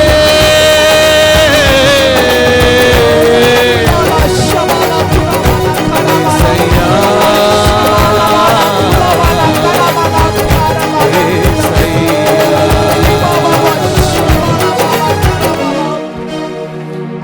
దీన స్థితి యందునా సంపన్న స్థితి యందునా పడినను కృంగినను నీ కృప కలిగి దీన స్థితిలో కూడా సంపన్న స్థితిలో కూడా ఏసేపు తన పవిత్రతను విడిచిపెట్ల తనలో ఏమాత్రము మార్పు లేదు. ఆ రోజు సహోదరుని ఎలాగైతే ప్రేమిస్తున్నాడో ఏమీ లేనప్పుడు అన్నీ ఉన్నప్పుడు కూడా సహోదరుని అలాగే ప్రేమించగలుగుతున్నాడు. తనకు హాని చేయాలన్నా తన గుంటలో పడేసిన అమ్మి వేసిన తన సహోదరులను హత్తును చేర్చుకుని కౌగిలించుకుని ముద్దాడుతున్నాడు. ఏసేపులో ఉన్న పవిత్రత, ఆత్మీయత ఈరోజు నా ప్రభు మాట ఇస్తున్నాడు. మాట తప్పని వాడు. నిన్ను నీ సహోదరుల కంటే ఎక్కువగా ప్రభు హెచ్చించబోతున్నాడు. నిన్ను నీ సహోదరుల కంటే ఎక్కువ ఘనతను ప్రభు తీసుకురాబోతున్నాడు. నీకు నీ సహోదరుల కంటే ఎక్కువ ఆశీర్వాదం ఇవ్వబోతున్నాడు. నీకు నీ సహోదరుని కంటే ఒక భాగము ఎక్కువ దీవెన ప్రభు దయచేయబోతున్నాడు. ఈ 4 మాటలు మనందరి పట్ల ప్రభు నెరవేర్చునుగాక. హెచ్చిస్తాడు, ఘనతనిస్తాడు, ఆశీర్వాదం ఇస్తాడు, ఒక భాగం ఎక్కువ ఇచ్చి నిన్ను ఉన్నతమైన శిఖరాలు నిన్ను నీ కుటుంబాన్ని నిలబెడతారు. నిరుత్సాహము చెందమాక, నిరీక్షణ కలిగి వెళ్ళు. నిరీక్షణ కలిగి వెళ్ళు. నువ్వు ఎదురు చూస్తున్న కార్యము నీ పట్ల ప్రభు చెయ్యునుగాక. ప్రార్థన. మహాపరిశుద్ధుడివి, మహోన్నతుడివైన దేవానికి స్తోత్రాలు నాయన. ఈ పునరుద్ధానపు ఆరాధనలో నీవు మాతో మాట్లాడని వాక్కుల కొరకై నీకు స్తోత్రాలు చెల్లిస్తున్నాం ప్రభా. అవును తండ్రి, సహోదరుల కంటే నాయన ఘనతగా, ఆశీర్వాదకరముగా, ఎక్కువగా, హెచ్చుగా ఉంచుతానని నీవు మాట్లాడుతూ వచ్చారు ప్రభా. నీకు స్తోత్రాలు నాయన. అవునయ్యా, ప్రతి ఒక్కరిని, తోటి సహోదరుల్ని, సహోదరుల్ని ప్రేమించే మనస్సు కలిగిన వారమై కొనసాగగలగాలి ప్రభా. ఏకాంత ప్రార్థనా జీవితం, ఎక్కువ సమయం ఉన్నప్పుడల్లా దేవా నీతో సహవాసం కలిగి, స్నేహభావము కలిగి, ప్రార్థించే అనుభవము కలిగిన వారమై మేము ఉండునట్లుగా కృప దయచేయండి. ఏ పరిస్థితి జీవితంలోకి ఎదురైనప్పటికీ కూడా నిరీక్షణ కోల్పోక ప్రభా, నిరీక్షణ కలిగి కొనసాగగలుగునట్లుగా సహాయము దయచేయమని వేడుకుంటున్నాం అయ్యా. అన్ని సమయాల్లో దీనస్థితి అయినా, సంపన్న స్థితి అయినా, నీవు ఆశీర్వదించిన గడియల్లో అయినా పరిశుద్ధతను కోల్పోక, భక్తిని కోల్పోక ప్రభా, మీరు నాయన ఇచ్చిన వాటిని గట్టిగా చేత పట్టుకుని అంతము వరకు కొనసాగగలుగునట్లుగా ఆయా కృపను అనుగ్రహించమని వేడుకుంటున్నాం. అవును తండ్రి, ఏసేపు ఆ విధముగా కొనసాగాడు గనుకే ప్రభా సహోదరుల కంటే ఒక పాలు ఎక్కువ పొందుకోగలిగాడు. అవును, ఈరోజు నాయన ఆశతో తండ్రి మేము వేడుకుంటున్నాం, ఒక పాలు అభిషేకం ఎక్కువగా నీ యొద్ద నుండి మేము పొందుకుని ప్రభా, ఓ నీ రాకడ కొరకు మేము సిద్ధపరచబడినట్లుగా తండ్రి సంఘమంతటిని నాయన అభిషేకముతో నింపమని వేడుకుంటున్నాం పరిశుద్ధాత్ముడా.